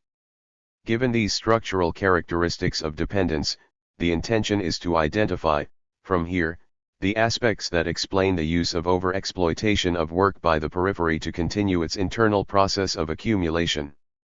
Or, more specifically, to perceive the relationships between the relative overpopulation and the mechanisms of overexploitation of the work characteristic of dependence and the value transfer processes that are their own.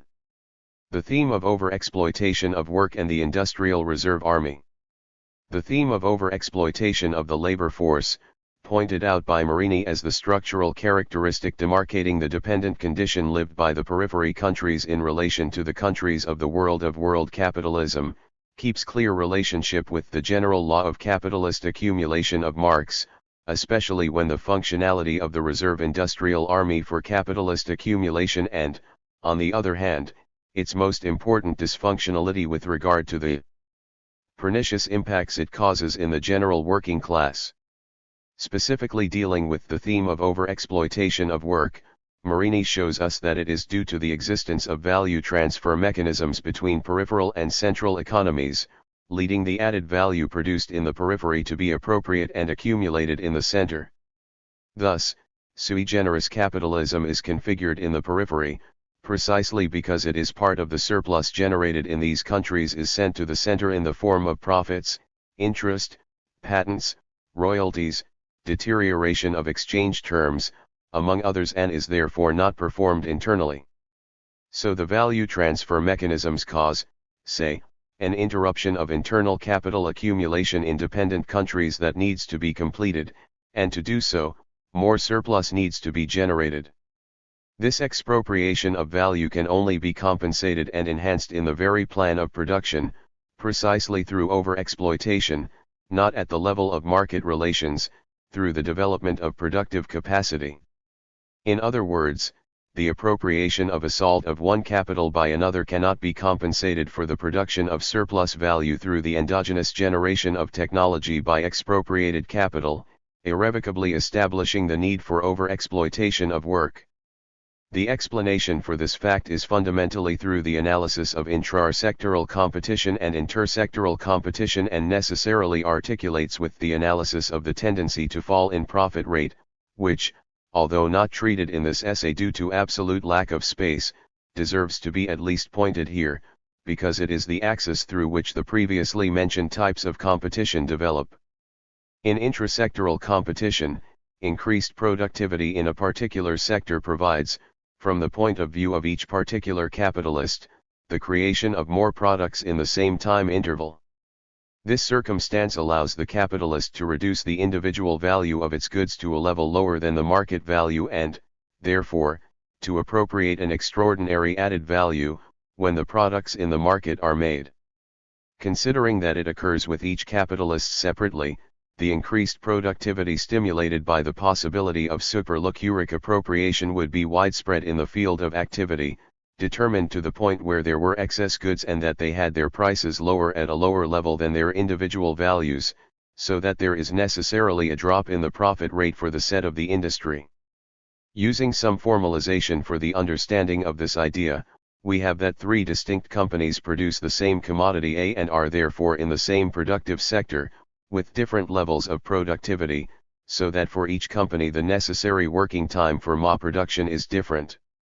Thus, I, 2 and 3 produce different values, which are measured in hours of work, as follows. The total value produced in this sector is 18 hours, and the socially necessary working time for the production of a commodity is 6 hours, corresponding to the average total time spent by all companies in the same sector. Company I is the most productive, since it spends less time than others to produce a commodity. Having calculated the market value of the same commodity in 6 hours, it is possible to state that the company I, therefore, appropriates a higher value than it produced.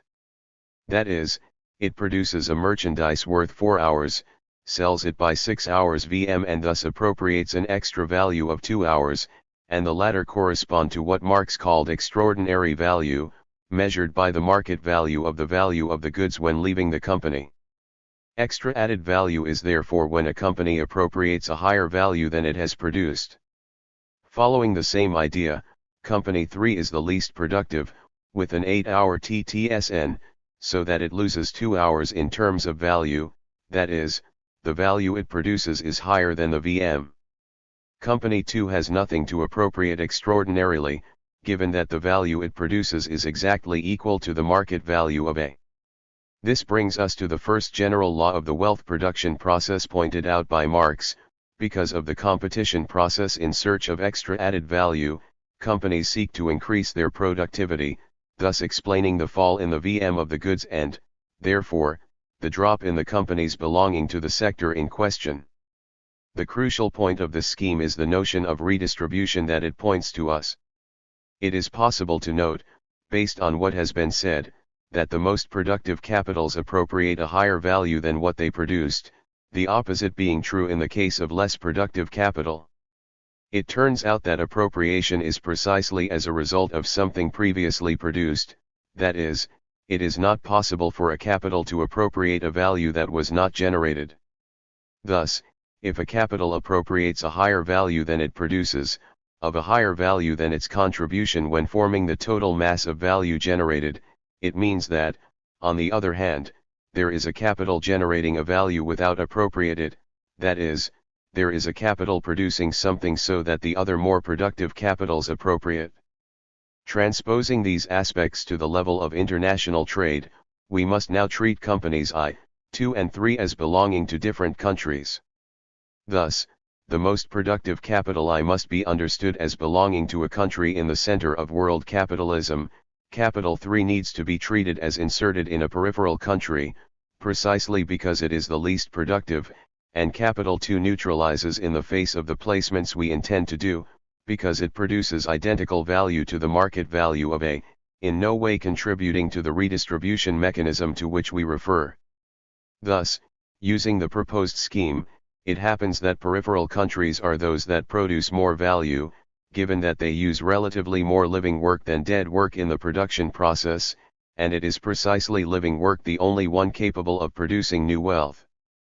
Contrary to central countries, because they use less labor force in relation to what they use in means of production, that is, because they have high organic capital composition, they generate less value. Contradictorily, when the level of the appropriation of the wealth generated is reached, the tendency process is inverse. Peripheral countries, although they produce more value, do not appropriate it, as they are unable to produce goods whose value is below their market value, they are therefore unable to reduce their TTSN. Conversely, central countries, although producing less value, guarantee their appropriation based on a TTSN that is below the industry average, thus being below the VM of the A. Therefore, it is appropriate to state that the appropriation undertaken by the central countries is precisely at the expense of the peripheral's absence of appropriation.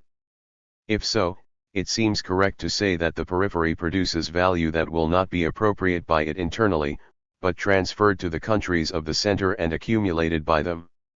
The same occurs at the level of intersectoral competition.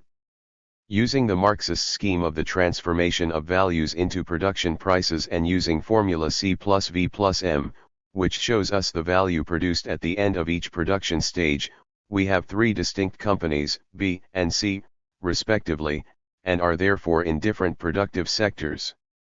They do so with distinct levels of productivity, with the same initial total capital mass of 100 units distributed between constant capital and variable capital, differently to each company individually, as already said, their productivity levels are equally distinct, or rather, companies that are in sectors of different levels of productivity, some more advanced, others not, and with a 100% rate way that follows. M. C plus V. M. M. V. L. PP. PP, V. I. The 60 C plus 40 V equals 100. 100%. 40. 140. 40%. 150. Plus 10. 2. B. 50 C plus 50 V equals 100. 100%. 50. 150. 50%. 150. 0. 3. W. 40 C plus 60 V equals 100. 100%. 60. 160. 60%. 150. 10. Company I is, in this case, in a technologically more advanced and, therefore, more productive sector, since the mass of constant capital invested is higher than the mass of variable capital, or, in other words, the MP expense is relatively higher than FT spending, so that the organic composition of capital is higher. Following the same reasoning, Company 3 is established in a sector of lowest productivity, given that the constant capital mass is lower than the mass of variable capital, so that FT expenditure exceeds in terms of the MP spending. As the production of more value depends on the use of the workforce in the production process and, more than that, it can only be through this use, it is evident that the more productive company I that uses a lower relative mass of workers in the process, is precisely the one that produces less value. Contrary to Company 3, less productive, generates more value, given that the use of living work is relatively higher than that of dead work and, therefore, the most added mass generated is superior. So value production occurs more effectively in less productive companies, being the opposite equally true. This is the partial conclusion that allows us to reach the proposed, partial scheme because it is limited to the analysis of the value generated at the end of each production process, without any reference to how the surplus is appropriate.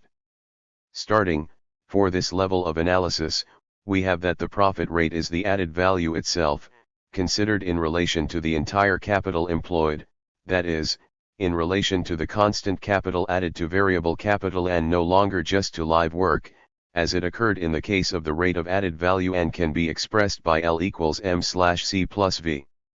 Thus, as we consider that all companies in their respective branches of activity employ the same total capital of 100 units, the variations in the profit rate for each company individually follow the changes in terms of the added value produced by each one, so that the most productive have lower profit rate and vice versa.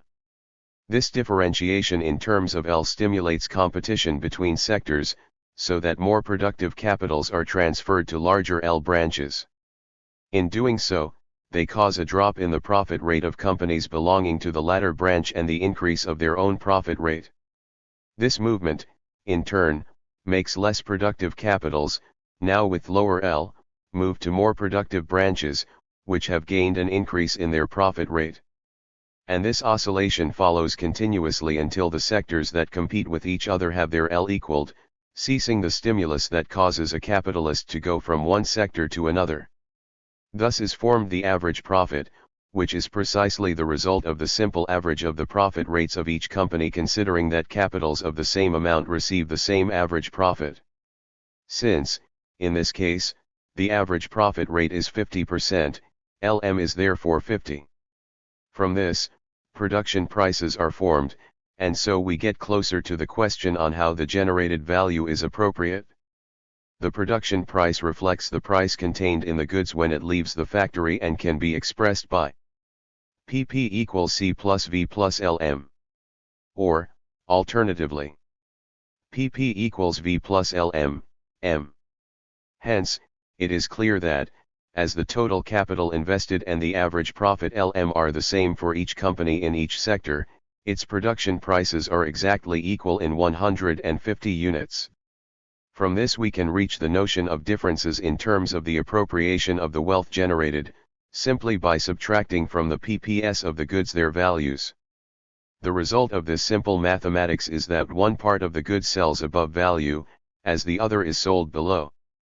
There is therefore value being produced in 3 that is not accumulated within this sector. On the other hand, Sector I generates 140 units of value and performs 150 units given by PP.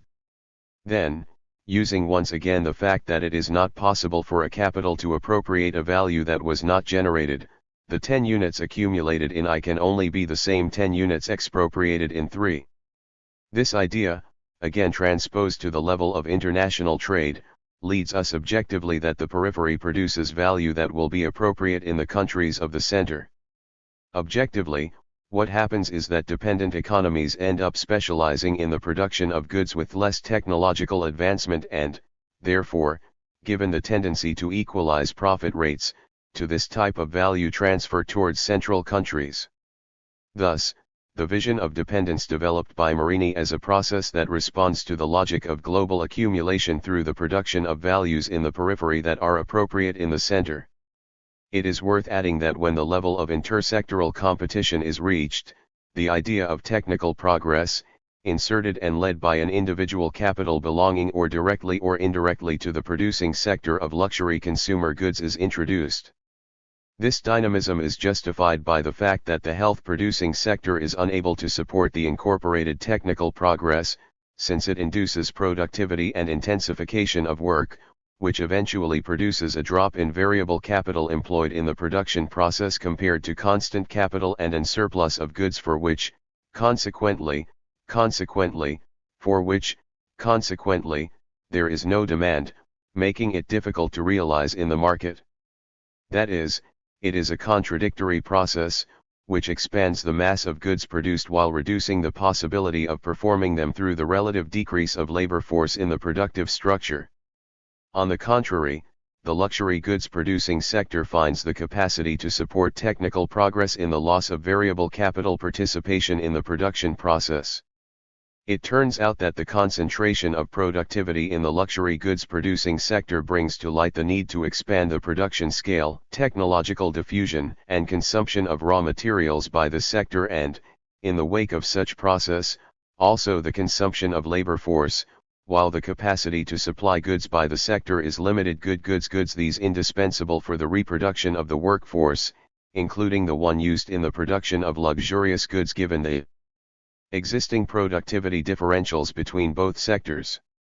That is, productivity in the health-producing sector is lower than that related to the luxury goods-producing sector, given that the capacity for technological incorporation by that sector is much lower than the latter, since the former is unable to produce sufficient quantities to replace the reproduction needs of workers incorporated to the second, even if they can lower their individual prices at a lower level than market prices. Thus, the inputs provided by the producers of health goods are depreciated and devalued as an immediate consequence of the expansions in productivity, competition, and the consequent leveling of the profit rate between individual capitals in this sector, which causes the drop in profit rate verified by the analysis of intrasectoral competition in the producing sector of luxurious goods. This is explained by the fact that by falling the value of the health goods, the value of the labor force employed in the sector of sumptuous goods also falls, simply because workers' reproduction becomes cheaper and a portion of salaries can be subtracted. Thus, there is an increase in relative added value in the luxurious goods sector, obtained to the detriment of the lower organic composition sector, which suffers loss of absolute added value, generated due to expansion in productivity and intrasectoral competition for this specific production sector. This leads to a situation in which their prices are set below the value of their goods and for which the only possibility of compensation is that the workforce prices are also set below their value. Therefore, the loss of absolute surplus value in the production-producing sector can only be compensated for the exploitation of work precisely because of the chains that occur from the levels of competition previously exposed, especially the competition that occurs between distinct production sectors. Synthetically, it is a state in which, in the circulation space, technological innovations generated by sectors of higher organic composition are introduced, in order to stimulate productivity growth and a depreciation of goods in the lower organic composition sectors, whose loss of surplus value cannot then be compensated by endogenous generation of technical progress, but by overexploitation of work. Transporting such aspects to the level of relations between countries or regions, we can say that central countries now concentrate, in their productive apparatus, the technological elements that articulate the growth of the technical and organic composition of capital that allow the international unfolding of D&D. Dependent countries are the object of this articulation and offer the material elements for the specialization of the center through its integration with the international division of labor.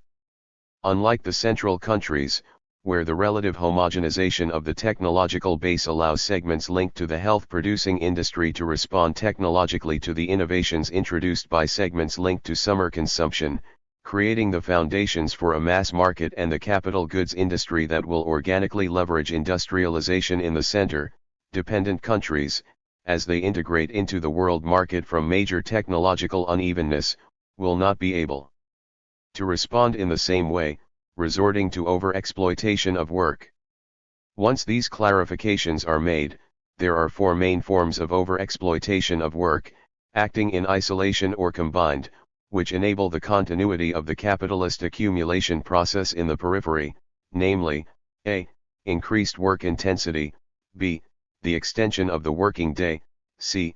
the capitalist's appropriation of a portion of the worker consumption fund, then converted into a capitalist accumulation fund with the comment that this mechanism acts to create conditions through which capital violates the value of the labor force, and d. the expansion of the value of the workforce without paying the amount necessary for this. The first of these forms of overexploration denotes that, in a constant workday, the work is intensified and the worker now produces more value in the same space of time. The second reflects an increase in surplus working time beyond that necessary for the reproduction of the worker himself, so that he continues to produce after creating a value equivalent to that of subsistence means for his own consumption. The third represents a mechanism through which the capitalist class is strengthened to impose a drop in wages at a level lower than that corresponding to the value of the labor force. The expansion of the reserve industrial army is a good example, as employees employed undergo a salary tightening situation, keeping in mind the existence of pressure from the unemployed, who would be subject to a lower remuneration in exchange for work. Finally, the fourth form is related to the idea that the determination of the value of the workforce is historical, social, and, with the advancement of productive forces and, therefore, human needs, this value rises and, if not paid fully, we have a new form of overexploitation of work. At this time, it is relevant to say that the four exposed mechanisms have as its fundamental characteristic the fact that the necessary conditions are denied to the worker to replenish the wear and tear of his workforce, in the first two cases, because he is obliged to a higher workforce expenditure than he should provide normally, thus causing his premature exhaustion, in the latter, because it removes it, including the possibility of consuming the strictly indispensable to conserve its normal state labor. It means to say, in general, that the work is paid below its value, and this, by itself, leaves the existence of overexploitation. Recovered these mechanisms, it becomes relevant, finally, to relate them more directly with the existence of the industrial reserve army approached by Marx and briefly reproduced in a previous note. This relationship is intended to complete the notes made earlier, when we begin the treatment of overexploitation itself, and to revitalize the idea that Marxist theory is indispensable for the treatment of the real dynamics of the capitalist production system and, consequently, the explanation of the phenomena that configure and characterize the dependent condition. Relating the EIR with overexploitation means showing its action in the sense of exacerbating the forms or mechanisms of extraction of value previously pointed out. Its more general performance is to strengthen the occurrence of overexploitation of work and, thus, causes simultaneous impacts on the mechanisms of extension of working hours, intensification of work and salary fall. Therefore, it implies raising the rate of added value and consequent elevation of the profit rate. This is because, as has been said, the existence of a mass of workers who are excluded, on the sidelines of the labor market, has pressure on those workers who are effectively employed, forcing them to submit to all forms of existing overexploitation, otherwise they are replaced and unemployed by reserve workers at a future time. That is, the supply of work is much larger than the demand, there are unemployed workers living in poverty conditions lower than those of the wage earners. All this creates, of course, an environment of competition between the workers themselves, each in an attempt to see each other, through maintenance or entry into the labor market. Thus, it is clear the functionality of EIR for capitalist accumulation, which is precisely based on overexploitation, both by expanding the absolute added value and relative added value. More than that, this is the very tendency of the capitalist system, expand the composition of capital and thicken the mass of workers who make up the EIR to have the doors open to the expansion of overexploitation based on the four extraction mechanisms cited and, consequently, strengthen accumulation. Final considerations. Given what has been exposed, we have that the overexploitation of the labor force is the structural characteristic that marks the condition dependent on a country. It occurs due to the existence of value transfer mechanisms between the peripheral and central economies, leading the added value produced in the periphery to be appropriate and accumulated in the center. This configures a kind of sui generis capitalism on the periphery, due to the interruption of its internal capital accumulation, which can only be completed with the generation of more surplus in the production plan itself, precisely through the overexploitation of work. We also have seen that the functioning of the capitalist system has as its general law a growing productivity, or, in other words, this system demonstrates a tendency to increase the organic composition of capital, in order to increase the mass of constant capital in relation to variable capital mass. The immediate impact of this capitalist accumulation movement is the formation of an EIR that brings with it the growing possibility of capitalist exploitation of wage earners, either in terms of working hours, or by intensifying work in the same journey, or still in terms of wage tightening. Beyond this immediate relationship between the overexploitation of work and the EIR is the relationship between EIR itself and the profit rate.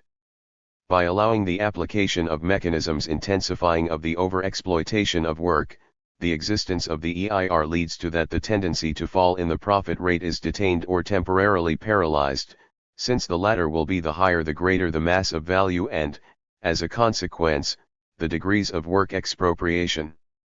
This possibility of expanding the profit rate, which is the capitalist objective par excellence, ends up reinforcing and even justifying the occurrence of overexploitation and, therefore, the continuity in the formation of relative overpopulation strengthening of this process. Based on these formulations about profound imbrication between overexploitation of the workforce and value transfer, we have useful elements for the approach proposed in this work. If dependence is a structural condition of Latin American capitalism, which will only be overcome with the overcoming of capitalism itself, the character of dependence, in turn, changes form and degree in the historical course. Unveiling these changes to the degree and forms of overexploitation and the transfer of value is therefore a necessary step towards understanding the different patterns of reproduction of capital. 4. Latin America, the new exporting pattern of productive specialization, study of 5 economies in the region. Jaime Osorio. Introduction. In the last decades of the 20th century, Latin America has seen a major economic transformation, whose background was the changes provided by the late 1960s capitalist crisis, which required profound technological changes, the implementation of a new international labor division and a re-articulation of the world economy, called globalization.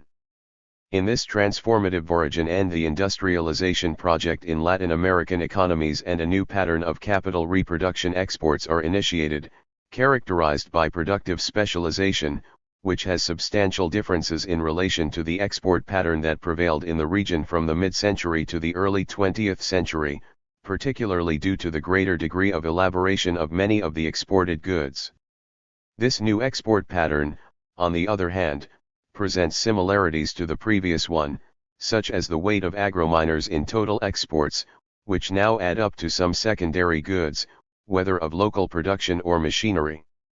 In this chapter, we are interested in highlighting the characteristics of this new standard, but also highlighting a subject of greater transcendence, the weight and meaning of forms of reproduction of capital with exporting bias in the history of the region and the reasons for this trend. In various analyses and most official discourses, the increase in exporting capacity is presented as a symbol of economic fortress, if not development. It is only possible to support this perspective isolating the figures of foreign trade, particularly from exports of goods and services, the behavior of the rest of the economy and, in particular, the deterioration of the working conditions and life of wage earners and most of the population, as well as the close relationship of this deterioration to the increase of exporting capacity. More than dynamic economies that are oriented towards development, what we have in Latin America are new forms of reproductive organization that reissue, under new conditions, the old signs of dependence and underdevelopment as reproductive modalities that tend to walk their backs to the needs of the population. In the capitalist organization, it does not constitute economies that allocate important amounts of their production to external markets, supporting this process in a significant increase in productivity and intensity and having as counterpart to maintenance and increased consumption power of the wage population, and sustain this capacity in a fall in wages and consumption of workers in the domestic market, in a tendency to expand exploration and a general deterioration of living conditions, which it establishes a real limit to capital commitment in the region to integrate, in the strong sense of the term, technological advances in a general or nation project. This last export model is what prevailed and currently dominates in the region. The notions of extractivism or neo-extravision, used recurrently, seem to us too descriptive and poor to handle the new situation, as they detach the current export of raw materials and/or food, with their consequent harmful effects to the environment, the fact that most of this production, generated in reduced productive nuclei, is intended for markets. External and a small domestic market with high consumer power, leading to the decline of wages and the general poverty, since the local working population ceases to appear as a dynamic element in the achievement of the surplus value. This supports the transfer of values to the imperialist centers and the use of overexploitation as a mechanism for compensation for such transfers and support for capital that operates in the region to face competition in international markets. Thus, it is the dependence itself that reproduces itself, as a particular modality of capitalism and insertion in world accumulation. The chapter is divided into 3 sections. In the first, we highlight the signs of the conformation of the new export pattern in the last 4 decades, seeing the region as a whole. In the second, we emphasize particularities and differences between some of the main economies of the region in relation to the use values they export, the markets to which they are directed, and the consequences it causes in the internal and field of external policies of states. The precariousness of the working and life conditions of the majority of the population is the central point of the 3rd section, as well as the close relationship of these processes to the dynamism and competitiveness of the export pattern in the world market. In conclusion, we highlight some ideas related to the weight of exporting standards in regional history. The new exporting standard for productive specialization. The constitution of the new exporting pattern of productive specialization marked the end of the industrial standard, which, with several stages, prevailed in Latin America between the 1940s and mid-1970s, in the main economies of the region. In most economies, the new export pattern implied an important destruction of industries or its repositioning in the general project, processes that were characterized as deindustrialization. In all economies, the new standard presupposed the end of industrialization as a project of greater autonomy, remaining in some cases a relevant industrial portion, particularly in the most complex economies, such as Brazil and Mexico, but integrated or subsumed and subjected to the new export project, in which exporting axes generally constitute segments of large global productive chains under the management of companies. Transnational. The export condition. When the new standard is characterized as an exporter, it is noteworthy that the main markets of the new reproduction of capital, its most dynamic sectors, are abroad. It is the sale of goods in the world markets a fundamental factor for the viability of the current project. Therefore, export growth has been high in recent decades in the region. It is in these companies that the main exporting platforms of the new standard are concentrated, as well as the dynamic activities oriented to the domestic market, particularly concentrated in the service sector, which provide energy and telecommunications and constitute important commercial chains. The large local capital has preeminence in commerce, agro-industry, food industries, and telecommunications, reaching a certain expression in mining, electronics, and electricity. State companies predominate in the areas of mining, oil/gas and electricity, while the state has no role in other sectors, and transnational capital prevails in the auto and auto parts and electronics, but also represents a significant weight in the rest of the sectors, except oil/gas, in which it has a reduced presence. Foreign capital has a predominant role, in turn, in the banking sector, and even controlling more than 80% of activities in this sector. A standard of productive specialization. It is spoken of productive specialization as a distinctive feature of the new export standard to highlight that it tends to support itself in some axes, whether agricultural, miners, industrial or services, on which the various regional economies have natural or comparative advantages in international production and trade. Around these axes, such as petroleum and derivatives, soybean, assembly of cars with various degrees of complexity, extraction and processing of copper and other minerals, electronic machine, call center, etc., the new reproduction of capital is articulated, providing a type of specialization in activities such as those mentioned, which tend to concentrate the technological advances that reach the region. Table 7, below, is important to highlight the growing weight of the 10 main export products in total exports, which exceed 29.2% to 35.1% between 1995 and 2008, highlighting a growing export specialization. It is also relevant to consider that, within these 10 products, goods from mining and agriculture predominate, as well as industrial goods in the auto branch and electronic production. The weight of the latter and the significant presence of the former does not allow to qualify the new export pattern as secondary. Traditional primary goods fulfill too relevant role among exports to be characterized as a secondary standard. The departure of products such as coffee and the arrival of other agribusiness products, such as soy, are significant. The region remains a large supply of raw materials and food for the world market. Finally, it is notorious the weight, among the main export goods, of products with natural advantages, such as oil, ores, and agricultural goods, which are added goods from assembly activities of car and electronic production, all with a weak technological incorporation. Exporting productive specialization is associated with a kind of reprint under new conditions of new enclaves as a small number of activities, usually very limited and that concentrate the dynamism of production, operate without establishing organic relations with the rest of the local productive structure, when it demands primarily from abroad equipment, intermediate goods and, in some cases, even raw materials, not to mention technology and design salaries and taxes the fundamental contribution to the dynamics of the local economy. These new productive axes generally constitute segments of large global productive chains, under the direction of transnational capital, which no longer obey national development projects, being world capital, on the contrary, which defines that niches privilege and boost in specific economies.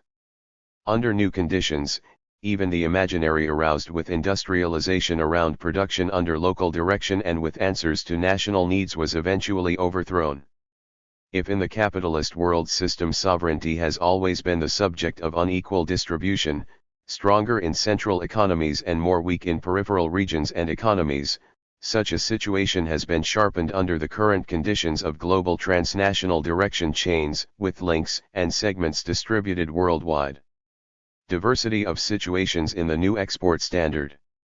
In this topic, we will consider what happens in 5 economies in the region: Argentina, Brazil, Chile, Colombia, and Mexico.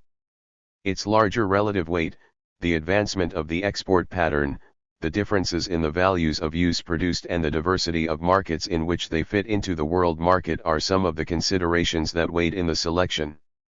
In relative terms, Chile and Mexico, in that order and far above the rest, constitute the economies that export the highest value in relation to their GDP, considering figures between 1990 and 2007.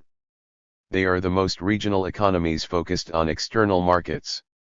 Colombia comes later, at a considerable distance, while Brazil and Argentina are at the end. The export condition of the various economies thus demonstrates its different weight, as well as the weight of the domestic market for the realization of capital. Exported use values. It is relevant to know the values of use exported by different economies, since this shows us the degree of complexity achieved by its productive structure. Prices and demand for use values are varied as they are priority industrial use, constitute fundamental health goods or, on the contrary, be part of the secondary food basket and constitute goods in general. All of this implies different demands, as in crisis situations, for example, thus resulting in various developments about Latin American economies. According to data from 2007, the main values of use exported by the economies considered here are the ones that we will highlight below. In Argentina, agricultural and agro-industrial goods have a substantial weight among the 10 main export products, continuing with their traditional vocation. Highlights are pies and flours of oilseeds and other vegetable oil residues, soybean oil, soy, corn without mower and wheat. Together with them are petroleum products, passenger vehicles and natural gas. Cattle meat disappears from the list in 2006, leathers and fur, in 2005. Brazil has the range of most balanced use values, in the sense that there is none that exceeds 10% of relative weight in total exports, and combines different primary and industrial goods. Mining products are highlighted, such as iron ore, gross oil, petroleum derivatives, agribusiness products such as soy, confined birds, cattle meat, coffee, and industrial products such as aircraft, automotive vehicles, and auto parts. In the case of Chile, we have the regional economy with the greatest dependence on a certain export use value. Thus, refined copper is 31.1% of exports, which, along with mineral and concentrated copper and copper blister items, accounts for 56% of the total export value. Then are titanium minerals, fresh and frozen fish, wood pulp, and wine. Colombia exports have a first importance use value in oil, which add up to petroleum products, which together make about 25% of the total exported. In addition to them, there is coal, other iron alloys and gold. Also appear of agribusiness products, such as coffee, flowers, and banana, as well as industrial products, polymerization products and automotive vehicles. Mexico also expresses dependence on their exports, in this case of oil, although below the Chilean case and slightly less than the Colombian case. The rest of the main products are electronic and automotive goods. Thus, television receptor devices appear, automotive vehicles, other parts for automotive vehicles, electrical devices for telephony, trucks and pickup trucks, statistics machines, wires and cables with insulators and electrical mechanisms for connection or protection of electrical circuits. The notion of natural resource-based manufactures leads to the misconception of thinking about industrial processes themselves when they are actually fragile interventions that process natural resources, such as the activity of canning sea and fruits or bottling wine, in the Chilean case. In essence, the new export pattern refers to raw materials and food, with some degree of processing, as well as industrial goods in which make-up activity predominates and, to less, production itself. Colombia is the economy that stands out shortly after Argentina about the importance of intra-regional trade, although with a slight descent of imports in the last year considered. For the Chilean economy, the region is more important as a market to import than to export, despite a low in the last year, which does not change, however, this trend. Brazil, on the contrary, exports to the region more than it matters from it. Mexico figures highlight the little importance of Latin America to the foreign trade of its economy. Exports and imports are very low compared to others, with a tendency to improve exports and low imports in the region. Export standard and working and life conditions of the population. It is somewhat paradoxical that, at the same time as an economic standard focused on external markets is underway and reaches important achievements, wages and general working and life conditions of the majority of the Latin American population watch a drastic precariousness. It cannot be avoided despite social policies carried out by some states or the significant growth achieved by some economies. There are many factors and processes that can surface for analysis and relate to this pronounced precariousness of the work and life conditions of the majority of the population in the region. However, when a phenomenon tends to reproduce in time, it is necessary to understand that there are not only conjunctural elements or coincident contingencies, but also longer processes and trends that support it and give it meaning. In this logic, the loss of purchasing power of wage earners in the dynamics of the domestic market and the general precariousness of the working and life conditions of the majority of the population are linked to the very nature of the new export standard of productive specialization, in a double meaning. First, because for this new mode of reproduction, the local wage earners is not a greater relevance element as it is substantially intended for external markets.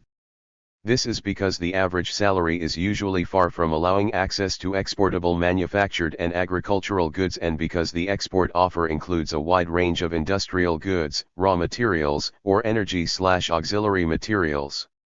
In either case, this situation favors a dynamic productive structure that moves away and disconnect from the needs of the majority of the population. Secondly, the competition capacity of this standard in external markets lies in deteriorating local wages and depreciation of everything that implies raising the cost of work, as diverse social benefits. This is one of the main comparative advantages with which it counts the capital that operates in Latin America, especially when the region's world of work has higher levels of education and qualification, allowing the production of more complex goods at a relative cost. The deterioration of wages and labor conditions in general points to the center of dynamics and reproduction of the new export standard. As in the second half of the 19th and early 20th century, the great capital that operates in the region is more concerned with the level of living of the markets where it exports and the consumer power of workers who are there than with those of the local wage population. For this capital, local workers are more interested in producers than as consumers. Let us approach some figures that highlight the fall of the yields of the region's wage earners in recent decades. Almost 25% of Mexican workers lived in 2004 with less than one minimum wage, and more than 40% lived with up to two minimum wages. The problem is even more serious if we consider that between 1970 and 2006, the Mexican minimum wage lost more than 40% of its purchasing power. We have given particular attention to Brazil and Mexico on the previous theme because they constitute the two largest and most powerful economies in the region and count, by far, with the largest population, causing their data to define the conditions of existence of most Latin American workers. At the same time, because they are two of the economies with the highest technological sophistication in the subcontinent, the processes that cross them can hardly be attributed to deficiencies of modernization or some kind of pre-capitalism, but to the simple results of the degree of maturity of capitalism under dependence conditions. The significant but limited decrease in the percentage of Brazilian workers living with one or less than one minimum wage is the result of the increase in the salary floor in the last 8 years, which correspond to the government of Luiz Inácio Lula da Silva. From 200 reais in April 2000, the minimum wage went to 510 reais in January 2010, which, considering the inflation of the period, implies a real increase of 53.6%. If we consider figures with a more careful index than that assumed in tables 15 and 16, it becomes visible that the substantive improvement reflected in the Chilean case is not what it seems. On the contrary, we have low increases and even falls, which are not compatible with the substantial increments of GDP that this economy has known. Thus, taking the average annual variation of the average monthly salary, we found that it only increased by 1.4% from 1995 to 2005, including a decrease of 1.9% in 2005, while for the same period the average GDP growth was 50.8%. In 2006, with Kaysen research figures, 60% of wage earners received less than two minimum wages. Perhaps absolute poverty has diminished, but there was an increase in relative poverty, a matter that, in a society in which the notion of economic success is a high social value that sanctions the losers, feeds not a few social injuries. Another way to observe the problems that occupy us is to relate wages with gross domestic product, which brings us closer to the growth of richness and the weight of wages in it. From 1970 to 2004, Argentina was the economy with the lowest participation of salaries in GDP, while having the largest salary decline, close to 50%. Mexico and Colombia follow it when it comes to the low weight of salaries in GDP, while Brazil and Chile have numbers higher than the rest. Mexico, in turn, is the economy that contemplates a low constant participation in the participation of salaries in GDP, whose highest figure reaches 40.4% only in 1975. Brazil is the economy that has the highest figure, although isolated from general data, while the Chilean economy has relatively high levels, except 1980, with a decrease sudden. It is important to highlight that the highest participation in GDP salaries, in all cases considered, are reached between 1970 and 1980, except for Brazil, where the highest figure is obtained in 1990. This shows that the fall in consumer power was the constant in the area and that salaries in recent decades have not reached the levels of participation obtained 3 or 4 decades ago. Globalization and dynamism of the export pattern is not reflected in the expansion of the consumer power of wage earners in general. This is palpable in the Chilean case, which demonstrates relatively benign figures compared to other economies, on the one hand, but manifest, on the other, the trend previously marked that the highest wage participation was reached in 1970. Despite being the regional economy with higher growth levels in the last 3 decades, their wages no longer reached the levels of that year. The supposed division emphasized by the neoliberal dogma, which would occur as the cake grew, did not produce in the Latin American case. The little importance of wages in the general dynamics of dependent capitalism, sharply in the conditions of the march of the new export standard, can be better appreciated if we consider that, in the United States, the weight of salaries in GDP, from 1970 to 1990, moves generally in ciphers around 60%, which is in particular with its weight in Mexico, just half of the previous figure, as with the previous figure, as with the previous figure. Observed weight on the average of Latin American economies considered. The problem is not only from different levels of development, so as to say that if the countries in the region develop, they will reach those levels. The background subject is the distinct dynamics of capital reproduction, which in their relationship provide economies that incorporate the wage population substantially into consumption and economies that structurally tend to expel them from consumption. A brutal capital offensive about the workers' consumption fund, now converted into accumulation funds, is what supports the current export standard in Latin America. There is no field of labor and social life in the workers' world in which the devastation achieved by the new exporting pattern ongoing is not presented. Let's go back to Brazil. In 1992, the percentage of young people between 15 and 24 years old who did not work nor was studying 21.1%. In 2007, after social policies that sought to mitigate the dominant barbarism, the figures were still high, reduced only to the previous one, rising to 18.8%. Urban unemployment in the last year mentioned rises to 9.2% of the economically active population, the percentage of the occupied population that has to work more than 48 hours per week rises in 2007 to 20.3%. The population that works more than 44 hours per week reaches 35.5%. In Mexico, the number of workers who had to increase their workday to more than 48 hours went from 2,336,316 workers in 1988 to 12,845,728 workers in 2002.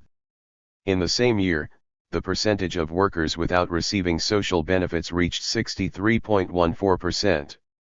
In June 2010, the real unemployment rate in the country exceeded 15%, far above 5.3% recognized by the authorities. Poverty in current conditions is no longer an attribute of the unemployed. Under the new conditions of precariousness, it is possible to have a job and yet settle in poverty. Official statistics give us the figures presented in Table 20. Although in the first decade of the 21st century, both poverty and indigence have tended to decrease, this happened amid a picture in which, despite the advances some of them discussed due to the criteria established to define poverty lines, more than a third of the population of the continent was in poverty, according to more than 3 decades of exports, not only in terms of volume of goods, but their value, but their value, but their value. Due to the high prices achieved by the goods that capital sells in the region. Thus we have a relative poverty that increased in the region. The region with the greatest social inequality on the planet. Social wealth increases. The salaries lose weight on GDP. Absolute poverty is reduced, though in small amounts. Social inequality, however, is expanded. The terms of this equation indicate that in the dominant export standard it operates a logic of concentration of wealth at one extreme and relative deletion and impoverishment in the other, as it is possible to perceive based on the figures of Table 21. In all countries considered, the poorest decile had its yields reduced in the last year, while the most powerful decile raised its own, accentuating the inequality already aggressive in the distribution of income. The remuneration received by the latter decile are at least 35 times larger than those of the poorest decile. Few receive a lot and are the internal dynamic facet of the new standard, and many, the excluded, receive little and are the resulting. Therefore, there is nothing surprising in the fact that Latin America has been constituted in these decades in the region with the most unequal income distribution on the planet. These results are common and go beyond the coloration of the government of occasion and the political alliances that support it. This indicates deep trends that the political forces that have come to the executive branch cannot reverse, at least in the cases considered here.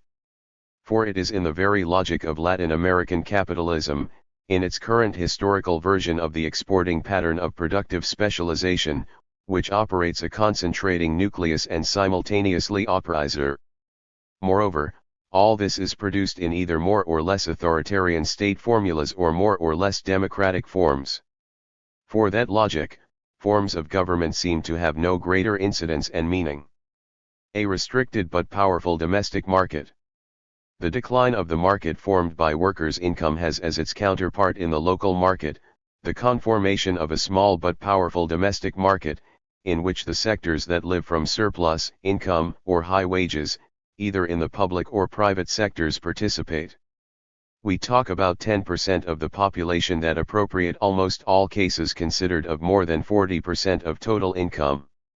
The decline of wages and living conditions of the majority is part of a violent process of transferring funds from the wage and poor consumer consumption fund towards this reduced social layer, which makes it possible to conform this powerful local market, which demands some of the access of the new standard and imports that accompany the process. Conclusions. Under the prism of the long duration, the deep trends that cross the economic history of the region beyond temporal vanity that make observation difficult. This is what happens with the weight of exporting patterns in regional history. The first, qualified as an exporter, emerged with the beginning of life independent of the region, reached its fullness in the mid-19th century and went into crisis in the early decades of the 20th century. The second, which we describe here, and exemplified, considering the case of 5 economies has signs of maturity from the 1980s and currently faces the problems derived from this world crisis. In both, the role played by wage earners was secondary. In the first, they were mostly excluded, favoring the capitalist realization of external markets and restricted bans from the local market. In the second, with the local market much more developed in the new export standard. The weight and extent of these exporting patterns in regional history may otherwise observe the operating trends of capital and capitalism in this part of the world. We are no longer facing situations of pre-modernity or insufficient capitalism, as some have tried to claim to explain the 19th century or early 20th century barbarities. These same barbarities repeat themselves in the late 20th and early 20th centuries, after feature films and profound transformations and modernizations that shuttered from top to bottom the political and economic structures of the region and that ended up conforming the current export standard and the forms of government that accompany us. This is our capitalist modernity, the possible, the reach, the real. This expresses the deep trends of dependent capitalism. It is based on the extra exploitation and generates productive structures divorced from the needs of the working population, establishing clear limitations to integrate, organically and with prospects for development, new technologies in a revolutionary world.